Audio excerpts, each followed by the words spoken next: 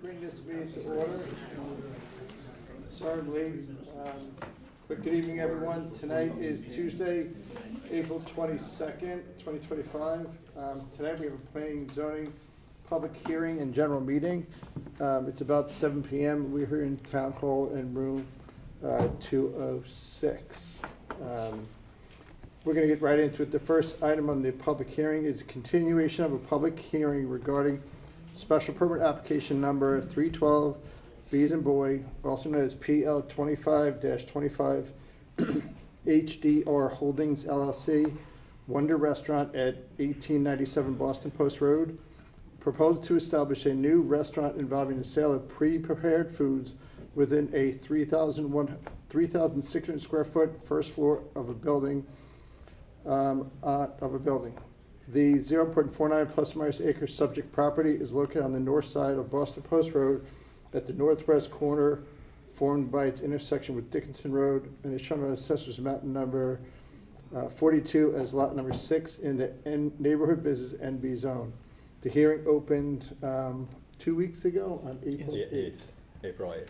Now, where we left off was Greg Del Rio, which I saw him in the audience, is here.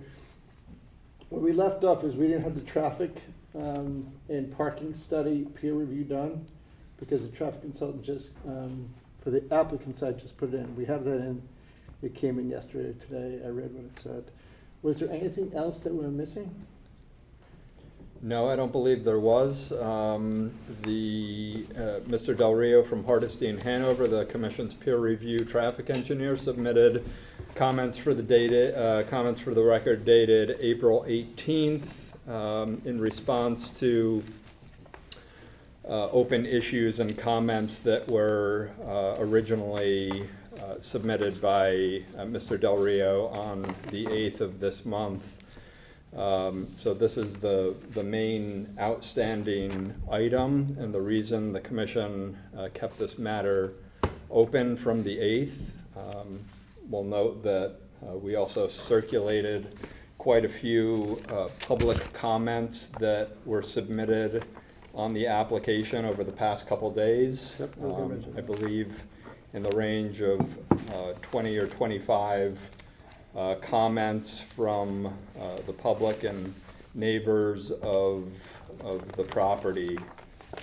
So those were uploaded to the application and circulated to Commission members yesterday and this afternoon for your review and consideration. So Jay Klein of Carmody Law is here this evening to present the details of the parking study that was completed and, as I mentioned, reviewed by Mr. Del Rio, and address any other open comments that the Commission may have, and the Commission will also take public comment tonight, I believe. Of course, yeah. You're good, right? Jay, welcome. Hey, Nice to see you. Hold on one second. Before we get started, today, by email, I got, this first pile was 7 letters, then we got another probably 24 emails with regards to public comment. Did you get a chance to see those yet? Was it sent to you? Yes, Jeremy and Fred had sent them to Okay, us. great, because Thank I didn't read all of them, but I read most of them. So we can put that aside, but initially, the plan today was to go over the traffic study, anything else you had outstanding. But I just want to make sure that we're on the same page. So if you could reiterate some of the highlights and things that we concluded to at the last meeting. Sure. Regulations that we're going to put in, or conditions that we're going to put into the resolution if it gets so passed or it gets denied. Sure. That you guys have already committed to doing. Sure, absolutely. Because a bunch of the letters are regarding some of those items. Yeah, I think that's a great point. And for the record, Jay Klein of Carmody Law here tonight on behalf of the applicants. We've got Jason Botcher, Jorge Galvis of Wonder, Joe Vaccaro, the property owner, Dave Sullivan, our traffic expert, and Dan Chappell, my associate. I think that's a great point. We did review all the comments, and I was pleased to see that I think some of the concerns we addressed and discussed it to some degree during the last meeting. So we'll run through briefly some of the potential conditions that we discussed Yeah, you don't have to go into the session. comments, just make sure Yeah. you put out there what we discussed, Yeah. how we're handling it, Yeah. ingoing, outgoing. Sure. Food waste, and correct if I'm wrong, do you guys, is it non-cash? You guys don't take any cash, right? It's all electronic payment? It's all electronic, and we may keep a little. You gotta tell them. Yeah, it's Maybe Jay, through my client there, it is all electronic, which helps to speed up the operation. We discussed a lot of really efficiencies that Wonder can realize that other potential tenants or other users can't. And some of the issues that we. One of my points is like if you go to Yankee Stadium or you go to Madison Square Garden, Yeah. it's cashless. Right, You don't have a credit card, you're not buying anything. yeah, Right, so there is no, okay. right. So you're So the same way. I think to your point, Mr. Chairman, some of the conditions, we discussed that the business wouldn't be open to the public until 11 a.m. in the morning, which would allow for deliveries and trash to occur between 7 a.m. and that 11 a.m. open start. So the folks who are concerned about, trash or deliveries coming at 2 in the morning, that's something that's not going to happen. Also, because deliveries and pickups and trash would occur when the business is not in operation, folks who are concerned about loading trucks parking on Dickinson Road or the Post Road or anyone else, that's not going to happen when deliveries are coming to the site. The parking lot will be, quite frankly, probably just as full as it is right now. When I drove by there earlier today, there were 6 cars and plenty of room. So we expect that won't be an issue. I think folks who are concerned about. Let me stop for a second. With Sure. regards to trash, Yes, there is no food waste. there's very little food waste because of the fact that, and I think others may speak to this evening, if you go to a Wonder and eat there, you might be likely eating alone. So there's little to no food waste associated with it. So odors emitting from a trash receptacle that you might find at other more traditional restaurants, that's not something that will be an issue here at Wonder at But there 1897. shouldn't really even be any paper trash either, right? I mean, there will be, there'll be trash associated. They won't be, Right, it's not trash. carbon negative or It's not like bird code. Right, it's not like bird code, correct, or others. And, other folks I think were concerned about odors emitting from the restaurant too, because of Wonder's, the hub and spoke system where a lot of the food, there is some pre-cooking done at an off-site facility so that it's sort of last mile prep at the Wonder location here in Darien, or would be if it's approved. All ventless systems, so it's not like if you drive by a Popeyes or a McDonald's, I mean, you can smell it before you even get there, right? That's not something that happens at a Wonder location, so folks would express concerns about that type of activity, or that potential adverse impact. That's not something that's going to happen here at Wonder. I think something too, and others will speak to this, the folks who are in charge of the site ops, and Dave Sullivan is here to talk to it as well. Folks concerned about drivers going down residential streets. We discussed last time that Wonder has an ability to communicate to its drivers that utilize the Wonder app that, hey, when you are working for taking orders from the Darien store, you're to stay on the main roads and really avoid, whether it's Clock, whether it's, I think we talked about Garden City specifically, but I know there are folks from other nearby streets here this evening. That's a control that Wonder can put on its drivers. And interestingly, what I found out in conversations with Jason and Jorge earlier today is that they can go back and see, if Klein was doing a shift on a Tuesday night, they can see Jay's going down Dickinson all the time, and they can then not allow me to drive for them in the future if I'm violating their directives. Of course, if there's someone who orders food on Dickinson or Clock, and wants it delivered, that I think folks would be okay with, but certainly that's a condition that we discussed, and that's something that Wonder, would be agreeable to. So I think those are the big ones. There are other controls that we can discuss and get into as needed, but I feel as though those were sort of the top level conditions from the last session. If I'm missing any though, No, the please other let me thing know. was, with regards to the delivery trucks, my understanding is that the food gets made in New Jersey, Correct. basically. That's correct. It gets brought here. What's the size of those trucks? Jason, So why don't you come up here? Sure. Yeah. We're not talking tractor trailers or UPS truck? No, so they're refrigerated For the box trucks. record- You have to state your name. Jason Botcher, Bottcher, Associate Director, Governance for Wonder. Do you need office address? Oh, good. Perfect. So yeah, to answer your question, it would be a 40-foot refrigerated box truck that would come on site once daily before operating hours. What's a 40-foot truck look like? A SU UPS truck, the brown SU40, one? like UPS truck, a little bigger than a UPS truck. So your typical box truck. It's not an articulated semi-trailer. This is not a tractor trailer. Correct. Okay. But it's bigger than the Amazon van that stops at my house every single day? Correct, yeah. Okay. But it's a little bit larger than the UPS truck that drops off TVs at my neighbors? Correct. It would be larger than that. Total length is about 39 and a half feet. What's a school bus, Jeremy? Did we just approve the school It's bus? 52 feet. I think I know that. off the top of my head. Okay. I'm just trying to picture in my head how long it is. Okay. School buses are 35 feet. That's what I thought they were 35. 39 feet was the school bus, the ones we approved. Big ones can be up to 45 feet. Yeah, That's a school- full length Okay. yellow bus. Okay, what else do you want to tell us now? We're gonna cover anything else before we get to Greg Del Rio? I don't think so. I think the commission can hear from Mr. Del Rio. Okay, let's ask any questions. Do you have any questions, Mike? Were you here? I'm good. You I good? went, I listened. Okay, Adam? No, I don't have any. Eventually, I'd like to understand how you propose to truly have a no-drive zone and how you would enforce that on a real-time basis. A no-drive Not- zone? Yes. So I can touch on that. Jorge can Yeah. provide additional color.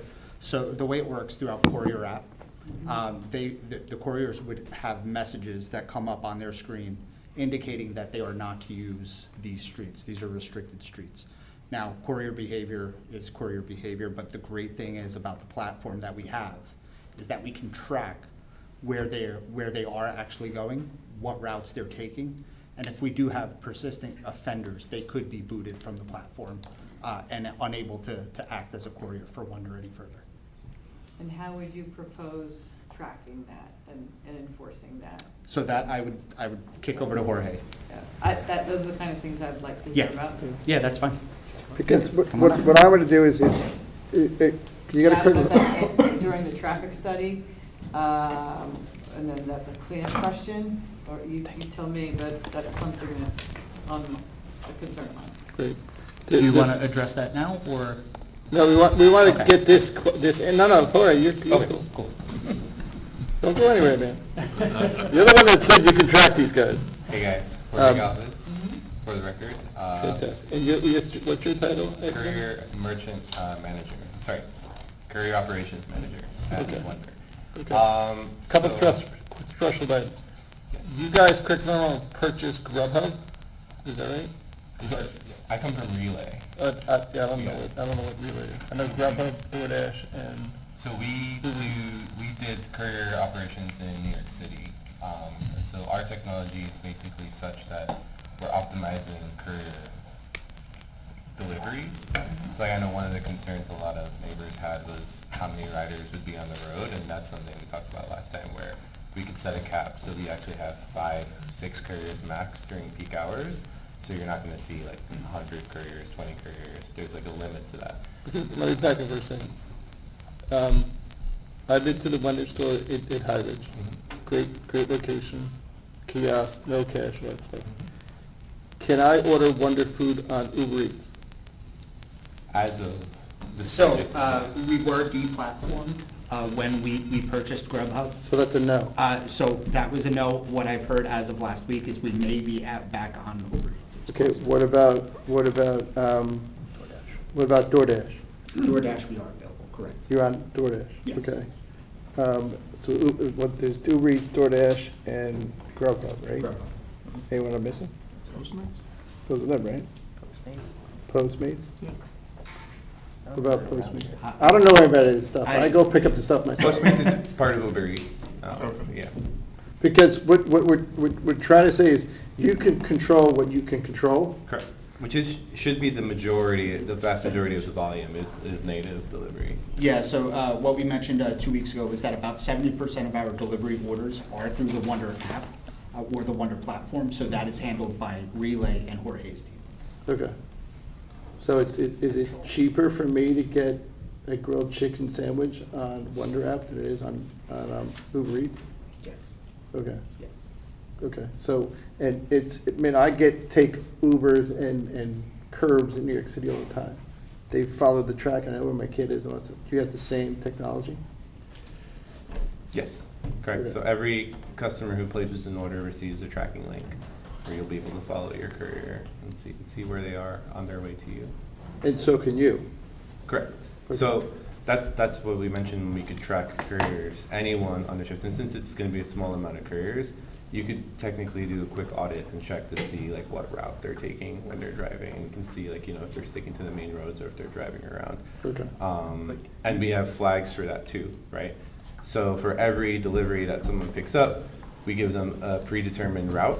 This is the route we're expecting them to take. If someone veers off of that route, which usually is indicative of them using another platform, doing deliveries for another platform, they would get flagged with an alarm, and that would require us to look into it and see. So, and the most common routes usually tend to be through main roads, right? If you're using Google Maps or Waze, which is what these guys usually use, they're probably not going to be sticking to local roads if the map is telling them, hey, like go this way. And again, we'll flag it if they do veer off that road, and then we can look into it and see what's going on. And as we Okay. mentioned, So I'm gonna take it a second Can I step. ask a question? Go ahead. That's for delivering the food. correct. So I can see when they're coming to me, but once they drop the food off, then they're done. You can see them when they come back as well, correct? We can track their whole The shift. whole round the trip, whole, okay. the whole. Just time. want to be clear, because Yeah. certainly you could tell them, hey, you're dropping food off at Steve's Yeah. house, go this route. Correct. And then they come back, as quickly as you can. Correct. Right? As long as, we want to make sure that you can track all of the whole round trip. Yes. Okay. Yep. Okay. The entire trip. So my daughter works at Post 53. It's a bunch of kids. They don't leave the building. They order food on the Wonder app. They're going to go down Norotan Avenue, and you know this, right? Because you're local. They go down They're going to go down Norotan Avenue, go to the Post Road, make a left, right? They make another left on Dickinson, go into the parking lot, right?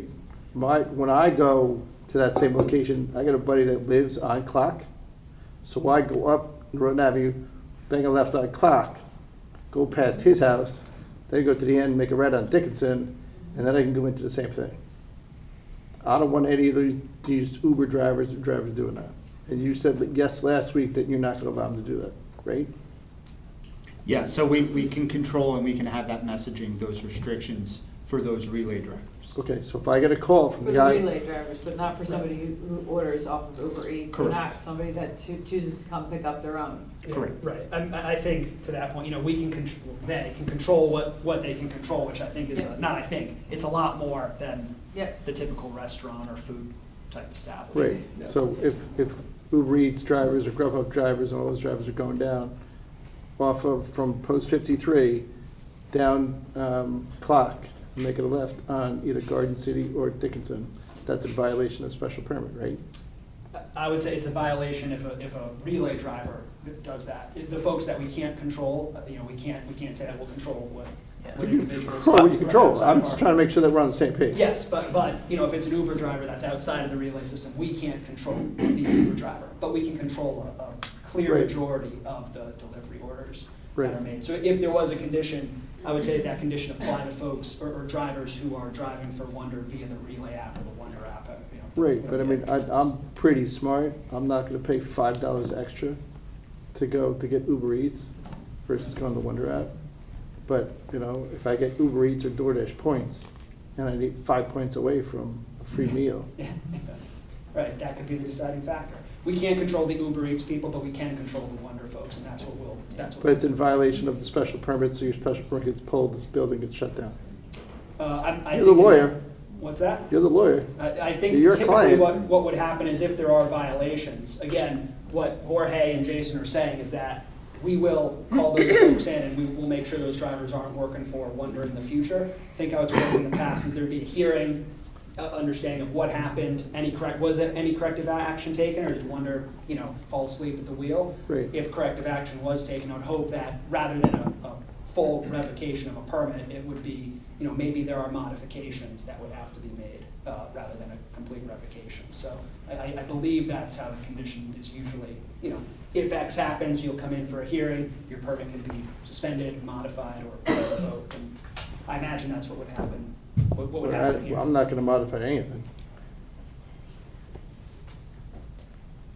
Okay, well, I guess what I would say, here's, well, I'm not gonna modify, but we're not minding anything. right, well. Here's a question. Yeah. For other, not related to drivers or anything, but for other applications, we've had applicants as part of condition of approval say, fill out an affidavit or put something in a log somewhere with planning and zoning that says, we, did this annual check, right? So like at Great Island, we have to remediate the soil once a year and they have to check the levels. Mhm. Every year they gotta submit a letter that says we check the levels. Mhm.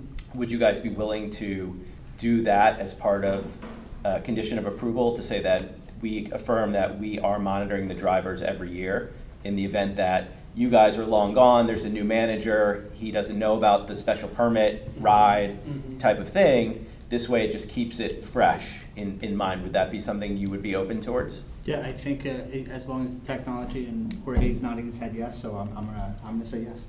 Good. That's fine. It's because, we talked about this with a lot of people. We've told people in the hearing that no one's driving on Dickinson. Right? I could drive on Dickinson, but I want 8-year cars driving on Dickinson. Yeah, and again, I think that's something that, and we'll talk more about this, I'm sure. No, there's no other applicant that I think that would come before you that could even, guarantee any level of that, right? This is a unique user that can make that happen, so. Yeah, we are in an incredibly unique position to exert a lot more influence on how this site operates in comparison to any other food use that you would see at any location. Right, because it's one entrance into it off of Dickinson, and there's one entrance out off of the Post Road. Correct. So if you're coming out of the store, and you're going back to Post 53, the guy should be making a right, which makes sense, then make another right, and then go down the road. Not make a left, go down Dickinson, cut down. Yeah, I think it's coming back, that's the concern, not the going out. Right, okay. So we're on the same page, right? That we talked about today too, Fred? We're on the same page? Yeah, yeah. Anybody got a question there? All right, good. I'm gonna bring up Greg Del Rio, because he read this. The report was correct. Right, Greg, come on up. I'm just gonna read the highlights of your letter to take away a little bit of your thunder, if that's okay. Just state we got a report from Greg on the 18th. The bottom line is that the parking lot's got 24 spaces, right? The peak parking demand is estimated 20 spaces, including the restaurant and the residents.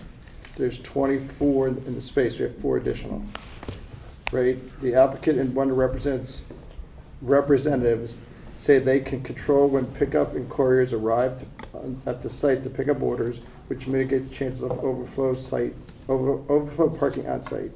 They will also be able to combine orders for couriers for future on-site management, parking and traffic. That's your final conclusion, right? Greg Del Rio, professional engineer in the state of Connecticut, manager of traffic engineering department for Hartsey and Hanover. So start from the beginning. Please. Tell a short story, and then we'll hopefully address all the concerns here, including this little conversation that you just had. I'm going to do a little math on what you just discussed. Cool. We'll get there in a minute. All right, so we received the first parking study from them, and there were a lot of assumptions and methodologies and calculations and estimates. Because it's sort of a unique use, we typically use, as you guys have heard us say before, the ITE trip generation manual, which they do have a land use for this, right? And we almost always use the ITE because it's widely accepted. The only thing better than ITE is when you have a comparable place to go actually get real count data in a similar setting, right? And so that's what they did. So it's sort of, we compared it with ITE rates, we compared it with what they did. Theirs was a little more conservative, so we used use theirs, right? Makes sense, just to be conservative. So they were estimating a little higher, I believe. I'm not sure about that number, but I think they were a little higher. So we weren't sure where did the numbers come from, where is the data, what was the location. All of that wasn't totally summarized in the report, so our first review and comments were more along the lines of, provide backup for how you got there. Once we received that information, we did two things. In the interim, I myself conducted 2 observations during lunchtime at Mamaroneck and 2 observations during the evening, 5 to 6, and one time was 5:30 to 6:30 in Stanford. Stanford, the first time I went there was like opening week, and I went there again tonight. So did some observations. We used, based on the data, we did our own methodology and our own estimates and spreadsheets. Didn't even look at how they used their data. We came up with almost the exact same numbers. So that was good. That was confirming that makes sense. Blind test using the same data, but blind calculations. We do it our way, you do it your way. We did come up with just about the same exact trip generation as well as parking. Okay, because that's what I was going to ask, because when the gentleman from SLR was up last time, he mainly talked about parking. Yeah. We didn't really get too much into trip generation Yeah, and traffic. and the reason I just mentioned traffic was because when we did it, the first time we weren't too concerned, and then we said, oh, wait a minute, there's 40 trips, is that a concern? We compared it to Moots, which was the other one, and I think it was slightly higher. I want to say there was maybe in the order of magnitude 5 to 10 more trips than the prior application. So that was Which number never one. happened anyway, Number so- two, the trip generation estimates are around 40, and if I remember right, 30 or of them were the drivers were the deliveries, and the other 10 were pickup. Which is me. Now remember, that's an in and an out. That's 20 cars, right? Because that's an entry is one, and exit is another one. So it's 20 cars, And how many trip not 40 generations? cars, right? So it's important to understand that because that translates to the parking demand. Great. Right? It's not 40 cars trying to jumble in an hour, it's 20 cars jumbling in an hour. And it's not jumbling because it's so spread out. And it's not 20 unique cars. 20 unique cars. Yes, it is. Some of them might be the same courier that's what going I'm back saying, and same forth. courier. Right. But there's 20 entrances in the driveway, maybe that's a good way to put it, 20 exits in the driveway in the hour. Okay? So this- Not 40 entrances and 40 exits. That's all I'm trying to clarify. Right, And so 30 of And this those, is the peak, when you say This is during the hour, peak. You're talking peak hour, Fridays, 6 to 7? yeah, Is this exactly, what yeah. And that's kind of also something to keep in mind. This is probably a Thursday, Friday, Saturday thing, because right now, that hour, there was maybe 12. It was hard to keep concentrating on the door to count how many people were going in and out, because 3 minutes at which location? goes by. Mamaroneck? Stanford, just now. Okay. But Stanford. Stanford's different because it's one small store and an 80,000 square foot shopping center. Yeah, which actually I would argue, generates more trips because the guy who's going to Crumble, the guy who came out of Orange Theory, the other person that came out, right, is going to grab that meal on the way in and out, as opposed to maybe more of a percentage of couriers. They didn't have too many couriers Right, going they in don't and have out. any couriers. That was today. What Come about- back on Thursday or Friday, it might be a different What about story. Mamaroneck? That's been open. The Mamaroneck during the afternoon is mostly people picking up and not couriers. I saw one courier come back and forth each time. He made 2 trips during the whole hour. There was 12 total people going in and out the door. Between the hours of what and what? Between 12:30 and 1:30 today. There was never more than 3 parking spaces occupied for the patrons. I have no idea what was occupied for employees.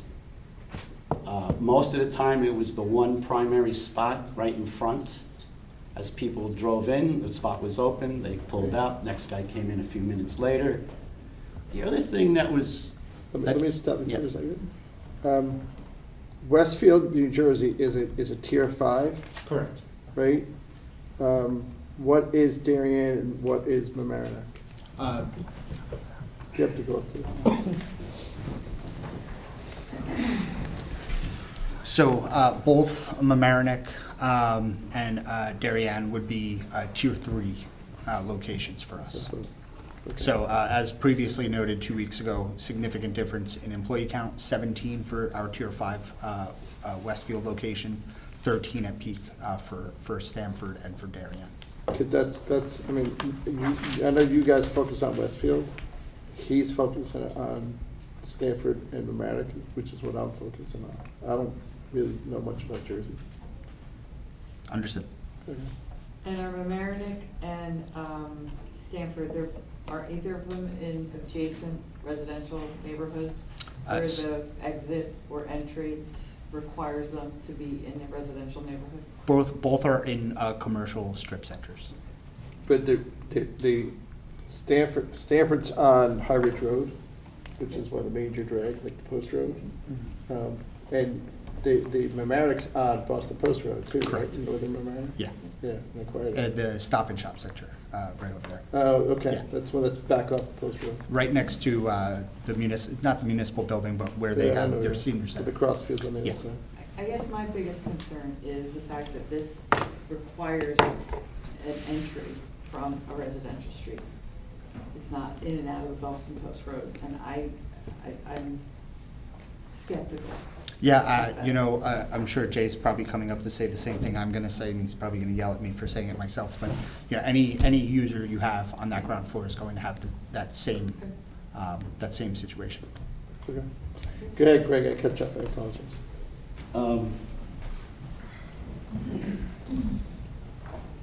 So those were the observations that we made. It seemed to be fairly consistent with the numbers and everything.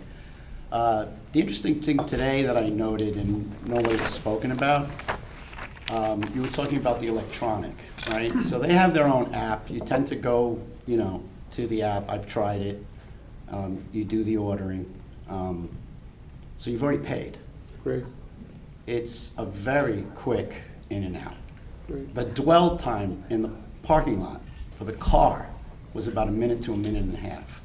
The time inside the store was from 15 seconds to about 40 seconds. I got video, right? So it's a very quick transaction. Most of the people are not paying. There's a few people. In Mamaroneck, I didn't see people walking in and out. I'm sure the same thing is happening in Stamford. In Mamaroneck, I clearly saw people from the next door CVS walking over and eat. I would say most of the people eating there are like that, are people who are local, maybe employees. They're not Working you're not shop. taking the family there for dinner. Yeah, work in the You shop. know, that type of thing. It's more like a Chinese restaurant where you go and you take out and you're in and out. And Great. it's those types of transactions. So traffic-wise, you're opposite. You're not at the signal exactly, but that signal definitely helps you make your exits. Talk to me about going left and going right. So, yeah, I mean, right-ins, right-outs, most people are comfortable with. There's no issues. If you're coming to Davenport, you make the right, then you make the left into the thing. There's no traffic, there's no conflicts. It's a very smooth Davenport, move. you mean Dickinson. Dickinson, sorry. And then on the exit, again, making a right turn onto Post Road is like any other commercial driveway going right. And making left, you can either look for the gaps or you wait for the light, and you can use that sort of protection to get out. Correct me if that wrong, the stop bar is back further aligned with the driveway? The stop bar, the stop sign, all the paint is there The stop sign in the post road, the stop bar in the post road. on the driveway I'm talking about. I'm sorry, Driveway yeah. leaving, I want to Stop go bar, left. if you're going, right, yeah, so if you're making the left, it's a little bit offset, but Right. I would say you're allowed to make that left. There's nowhere for you to, if you made the left to stop and queue, you couldn't do it, so Great, you're basically allowed to make that left at any time. great. So whatever the lights are for the other three directions, you can come out of there right now. There is no light facing the driveway. Sometimes there's a light facing the driveway, signal.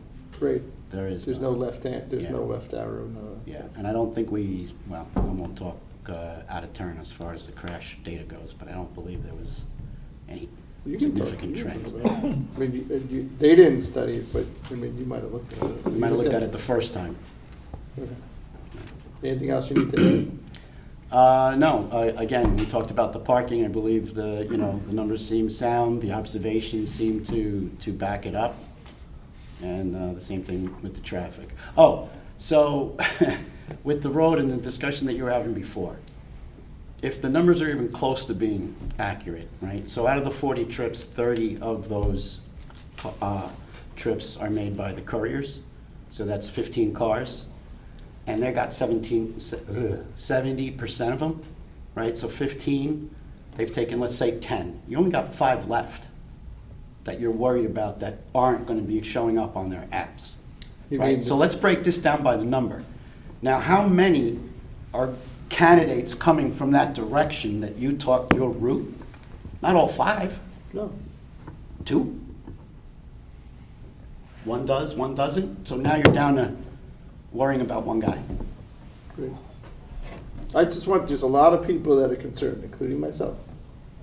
You know, you're. I get it when you do the numbers, I understand. right? And then you start to say, all right, you might be talking 10 a day. Right, I You're understand. certainly not talking 10 an hour. No. No, but that's we have to make sure that's on the record and people understand it. I just figured I'd throw That's that what we in. do. Yeah, okay. I want to open it up to the public, right? You guys are all good? Any questions for that? Great. I would open up to the general public. Please, yeah. Would anybody in the public like to speak to this application? Who wants to go first? Anybody go first? Ladies first, you're standing. So nice. Just state your name and affiliation for the record, You want me and to- please, I can yeah. stay in here or- No, you get to be on TV. Official? We're on TV tonight. Oh, great. And did you send it in an email yet? I did not, Okay, good. which is why I'm Then I will speaking look for tonight. yours. I'm Kelly Scallon. I live at 94 Fitch Avenue, right around the corner. I'm a member of the RTM for District 2, but tonight my comments are my own. So I really love this concept. I think it's a really interesting concept, especially for busy families in Darien who are constantly running helter-skelter. However, I don't believe it's the right tenant for this Darien neighborhood, primarily because of 3 things: safety, parking, and location. Let's address safety. Why did I not feel this was safe? Because of the hub and spoke model, which encourages delivery people to come and go quickly. And I respect what you all have said, but I do believe the reality of these situations is not unlike what you see at any Friday night at Heights Pizza, where people are coming and going, and as you can see, you're smack in the middle of a neighborhood. I personally have a dog, and I can just see how the cars whipping in and out, though I'm sure they won't be doing that, could cause a problem. And I think it's an accident waiting to happen, or I should say a recipe for disaster. Secondly, parking. Parking is already tight. I know that you all have 24 spaces, but it is already tight in this proposed location. And I think that the reality, again, will be while you do your very best to limit the number of delivery people, I can see that on a busy night, it could change very quickly, where we have a lot of delivery people landing on this particular place very quickly. And as you all have seen, because you all have driven around our neighborhood, you see the number of kids and dogs and bicyclists. Everyone's out on a beautiful evening such as tonight, lots of kids running around. So again, potential hazard that you all have already addressed. And finally, the location. Upon first glance, the Post Road location is an ideal access as it provides 2 entrances to the I-95 ramps. And of course, its location on the Post Road.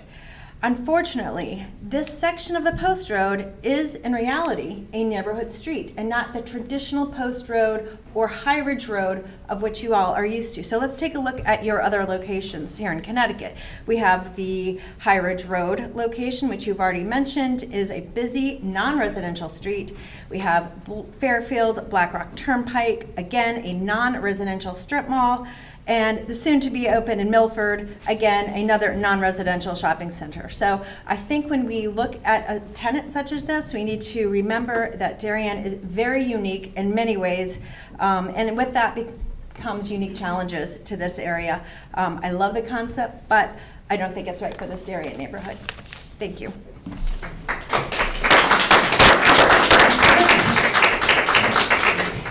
You can hold your applause to the end. Anyone else want to speak to this application?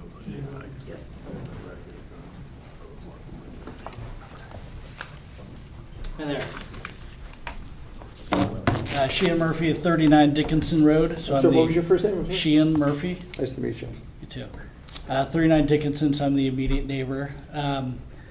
You know, there's a lot of sort of technical elements to this proposal around how many cars are going to be there per hour and where are they going to park and all that. And I think we're kind of missing something in this discussion because fundamentally, this business is way too commercial for this location. I think by any measure, my main takeaway from the discussion earlier was that we are hoping everything goes right.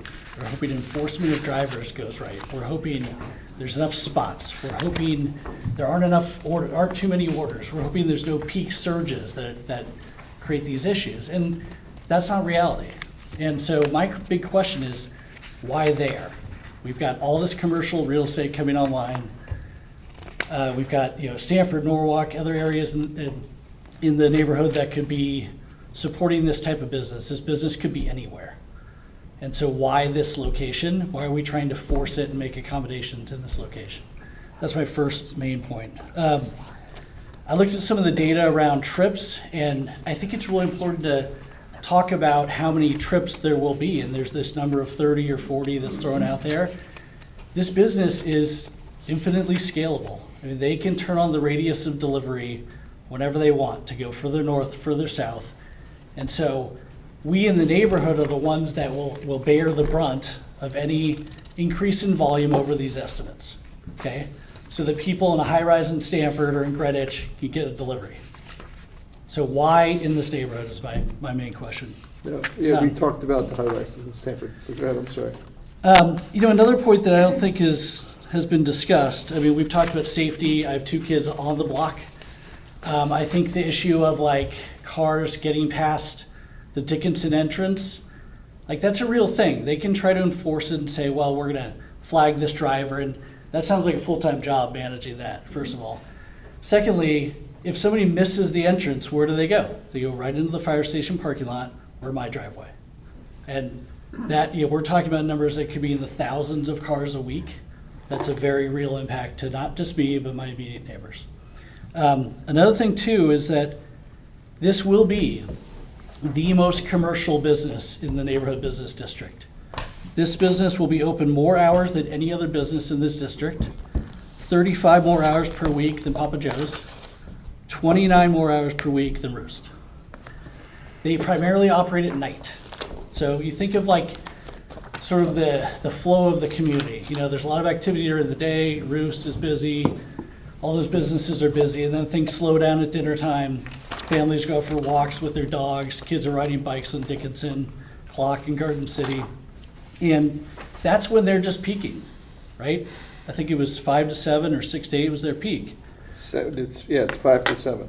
So that's when people are out in the neighborhood or just winding down and wanting to relax in their house. And so it's just not congruent with the pace and sort of the lifestyle of the area. And it just feels like we're trying to force it in this neighborhood. It's not a local business. Every other business in the district is either locally owned or a very small group of businesses like Roost, I think, has 3 or 4 locations. This is a $3.5 billion corporation, 2,200 employees, 300,000 Grubhub drivers last year.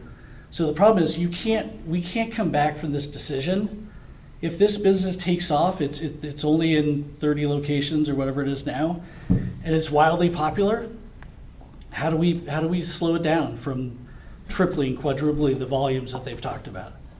So we're making estimates on a new business model in a specially zoned district and trying to make decisions based on that data, when really fundamentally this is just wrong for the neighborhood. And I think that all the neighbors that are here have similar sentiment, and so we should be thinking about the character of the neighborhood in addition to the mechanics of how a business like this can operate. I think that's the most important thing to note. So thank you for your time. Thank you. Oh, well, I do have one question. In the application, the operating hours were stated as 11 to 9. In the presentation on the 8th, they were stated as 11 to 10. There's a major difference between those two. I think that needs to be clarified. Jay? Sure, if you want me to get up there now. No, I just want to make sure we get the hour. Yeah, the hours the hours in the narrative were a typo. It is 11 a.m. to 10 p.m. That's what we're looking for. Obviously, the can P&Z make Commission has the authority to Yeah, we set can hours of make operation. We So understand that. you're asking from 11 to 10? Correct. Yes. Okay. Yes. Very, that's your ask.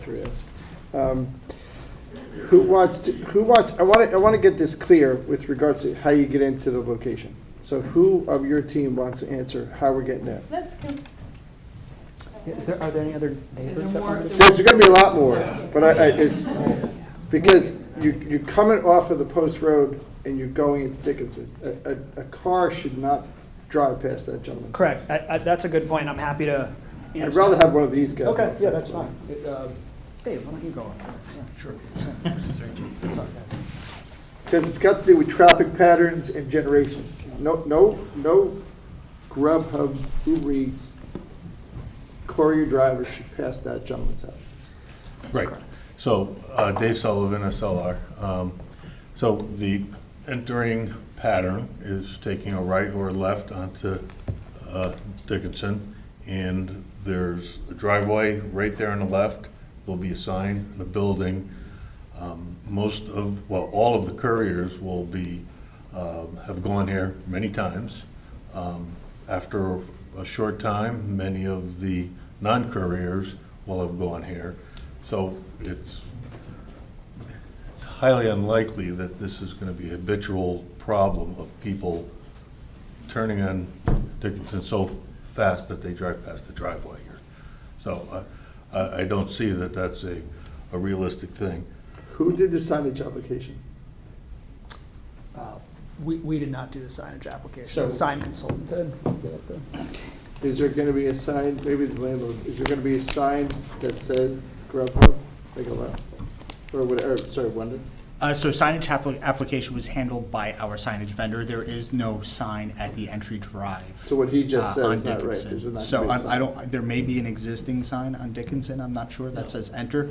But like what was saying, in terms of couriers and customers that opt to pick up and come to the site, is there a possibility that the first time that they come, they might miss that driveway? It's a possibility.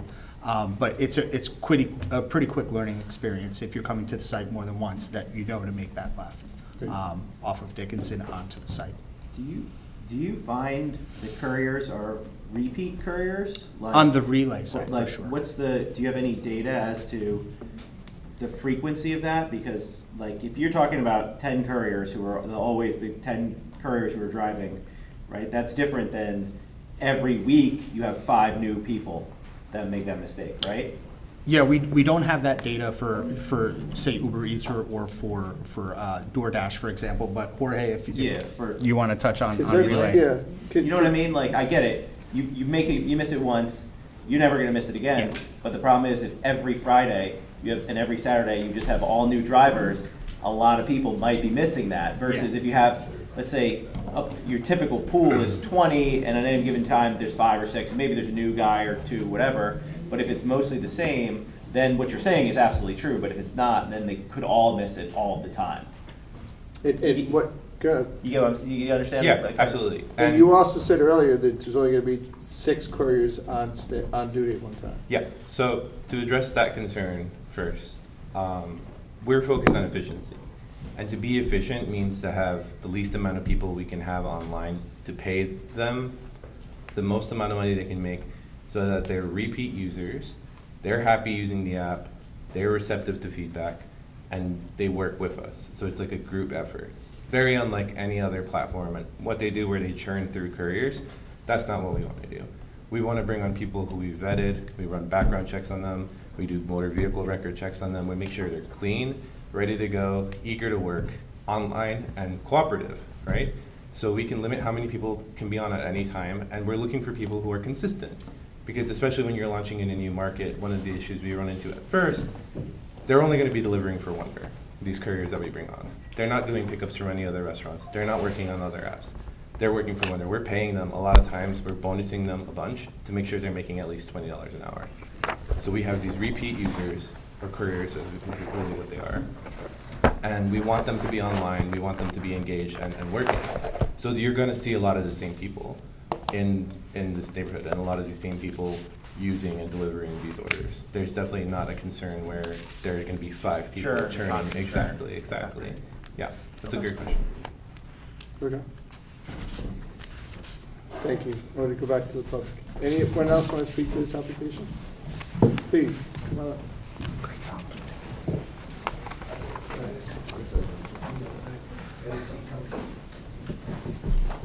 Hi, my name is Roy McDonald. My wife and I live on 34 Dickinson Road. We lived there for over 30 years. Congratulations. Thank you. Thank you. So in that time, I've seen a lot of people going to the train station who want to avoid the light, so they zoom up Dickinson. Yep.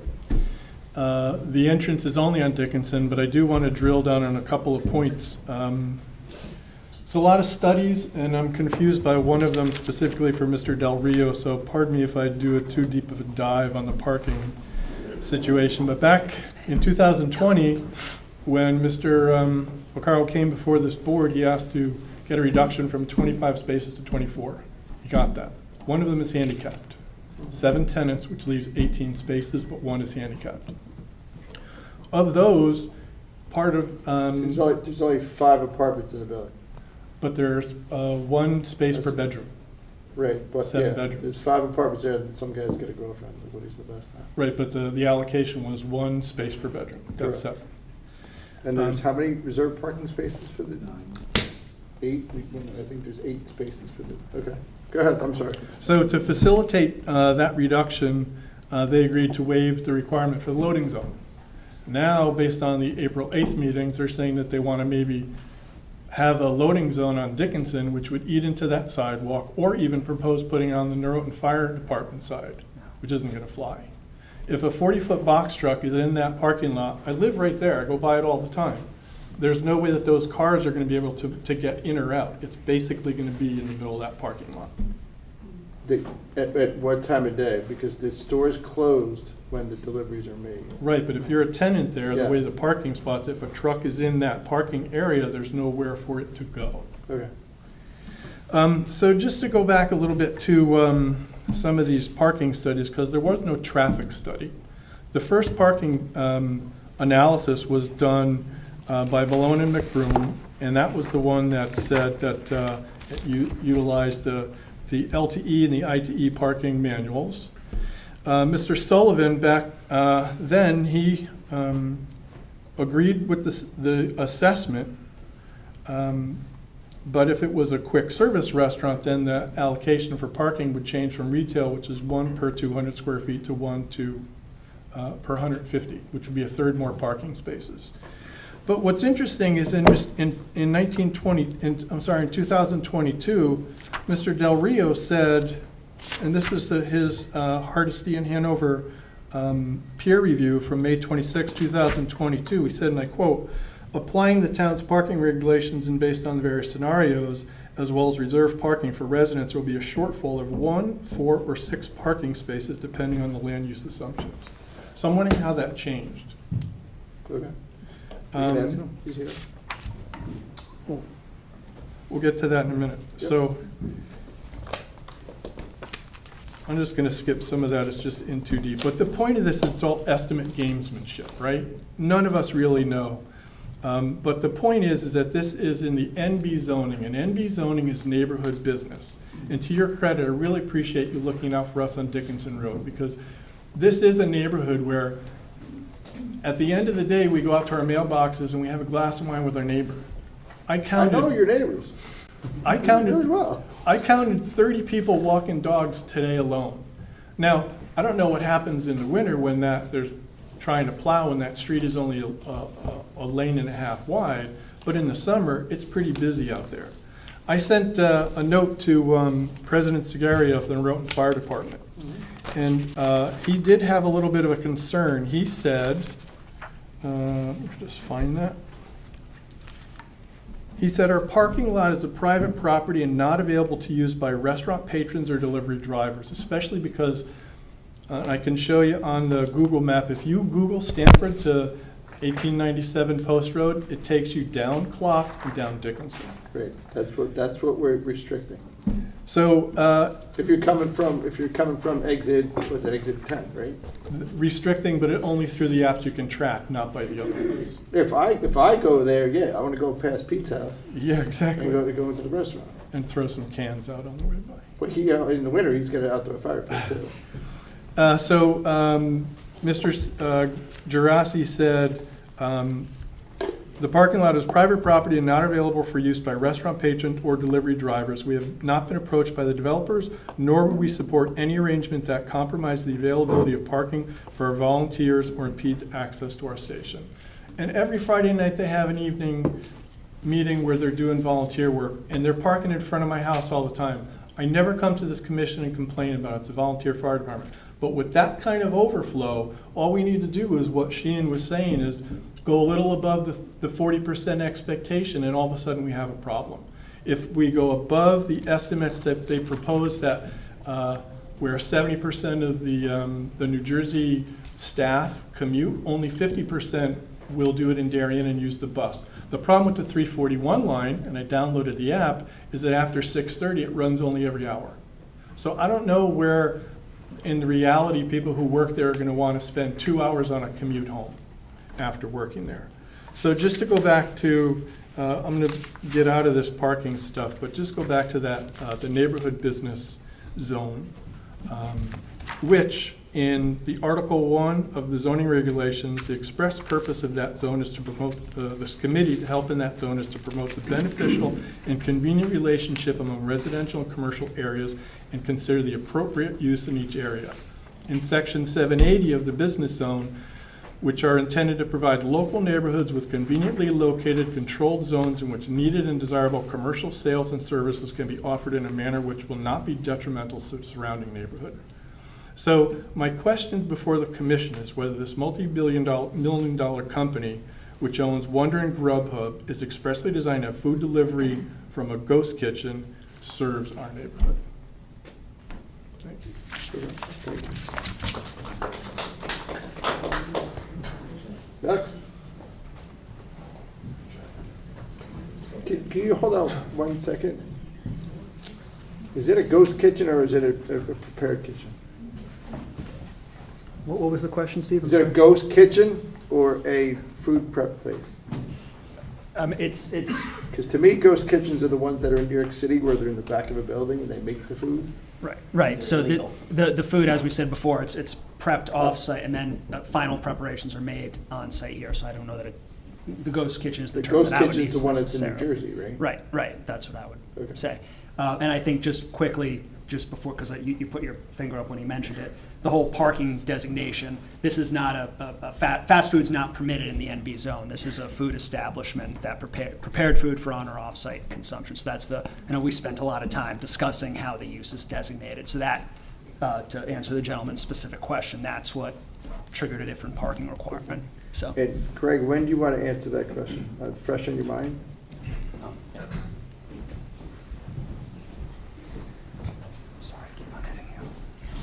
Again, Greg Del Rio, professional engineer for the record. Jay kind of said it right. So it's a different land use. It's a coffee shop where people come and sit and spend dwell time. So even if the number of vehicles going in and out of there is lower, the parking demand may be higher because I'm sitting there for 15, 20 minutes. Right. Now I need spaces for everybody coming in and lining up. I have no control of the people coming in and out. They're random, right? It's a totally different situation. How many seats are inside the restaurant, Joe? Is what they're proposing? Yeah. I think it's 8 seats, 4 tables. 8 and two tables of 4 inside, and then 8 tables outside? No tables outside, So only 4 seats. 8 seats. 8 seats total, 2 tables of 8 seats, or whatever the combination of it is, right? Okay. Right.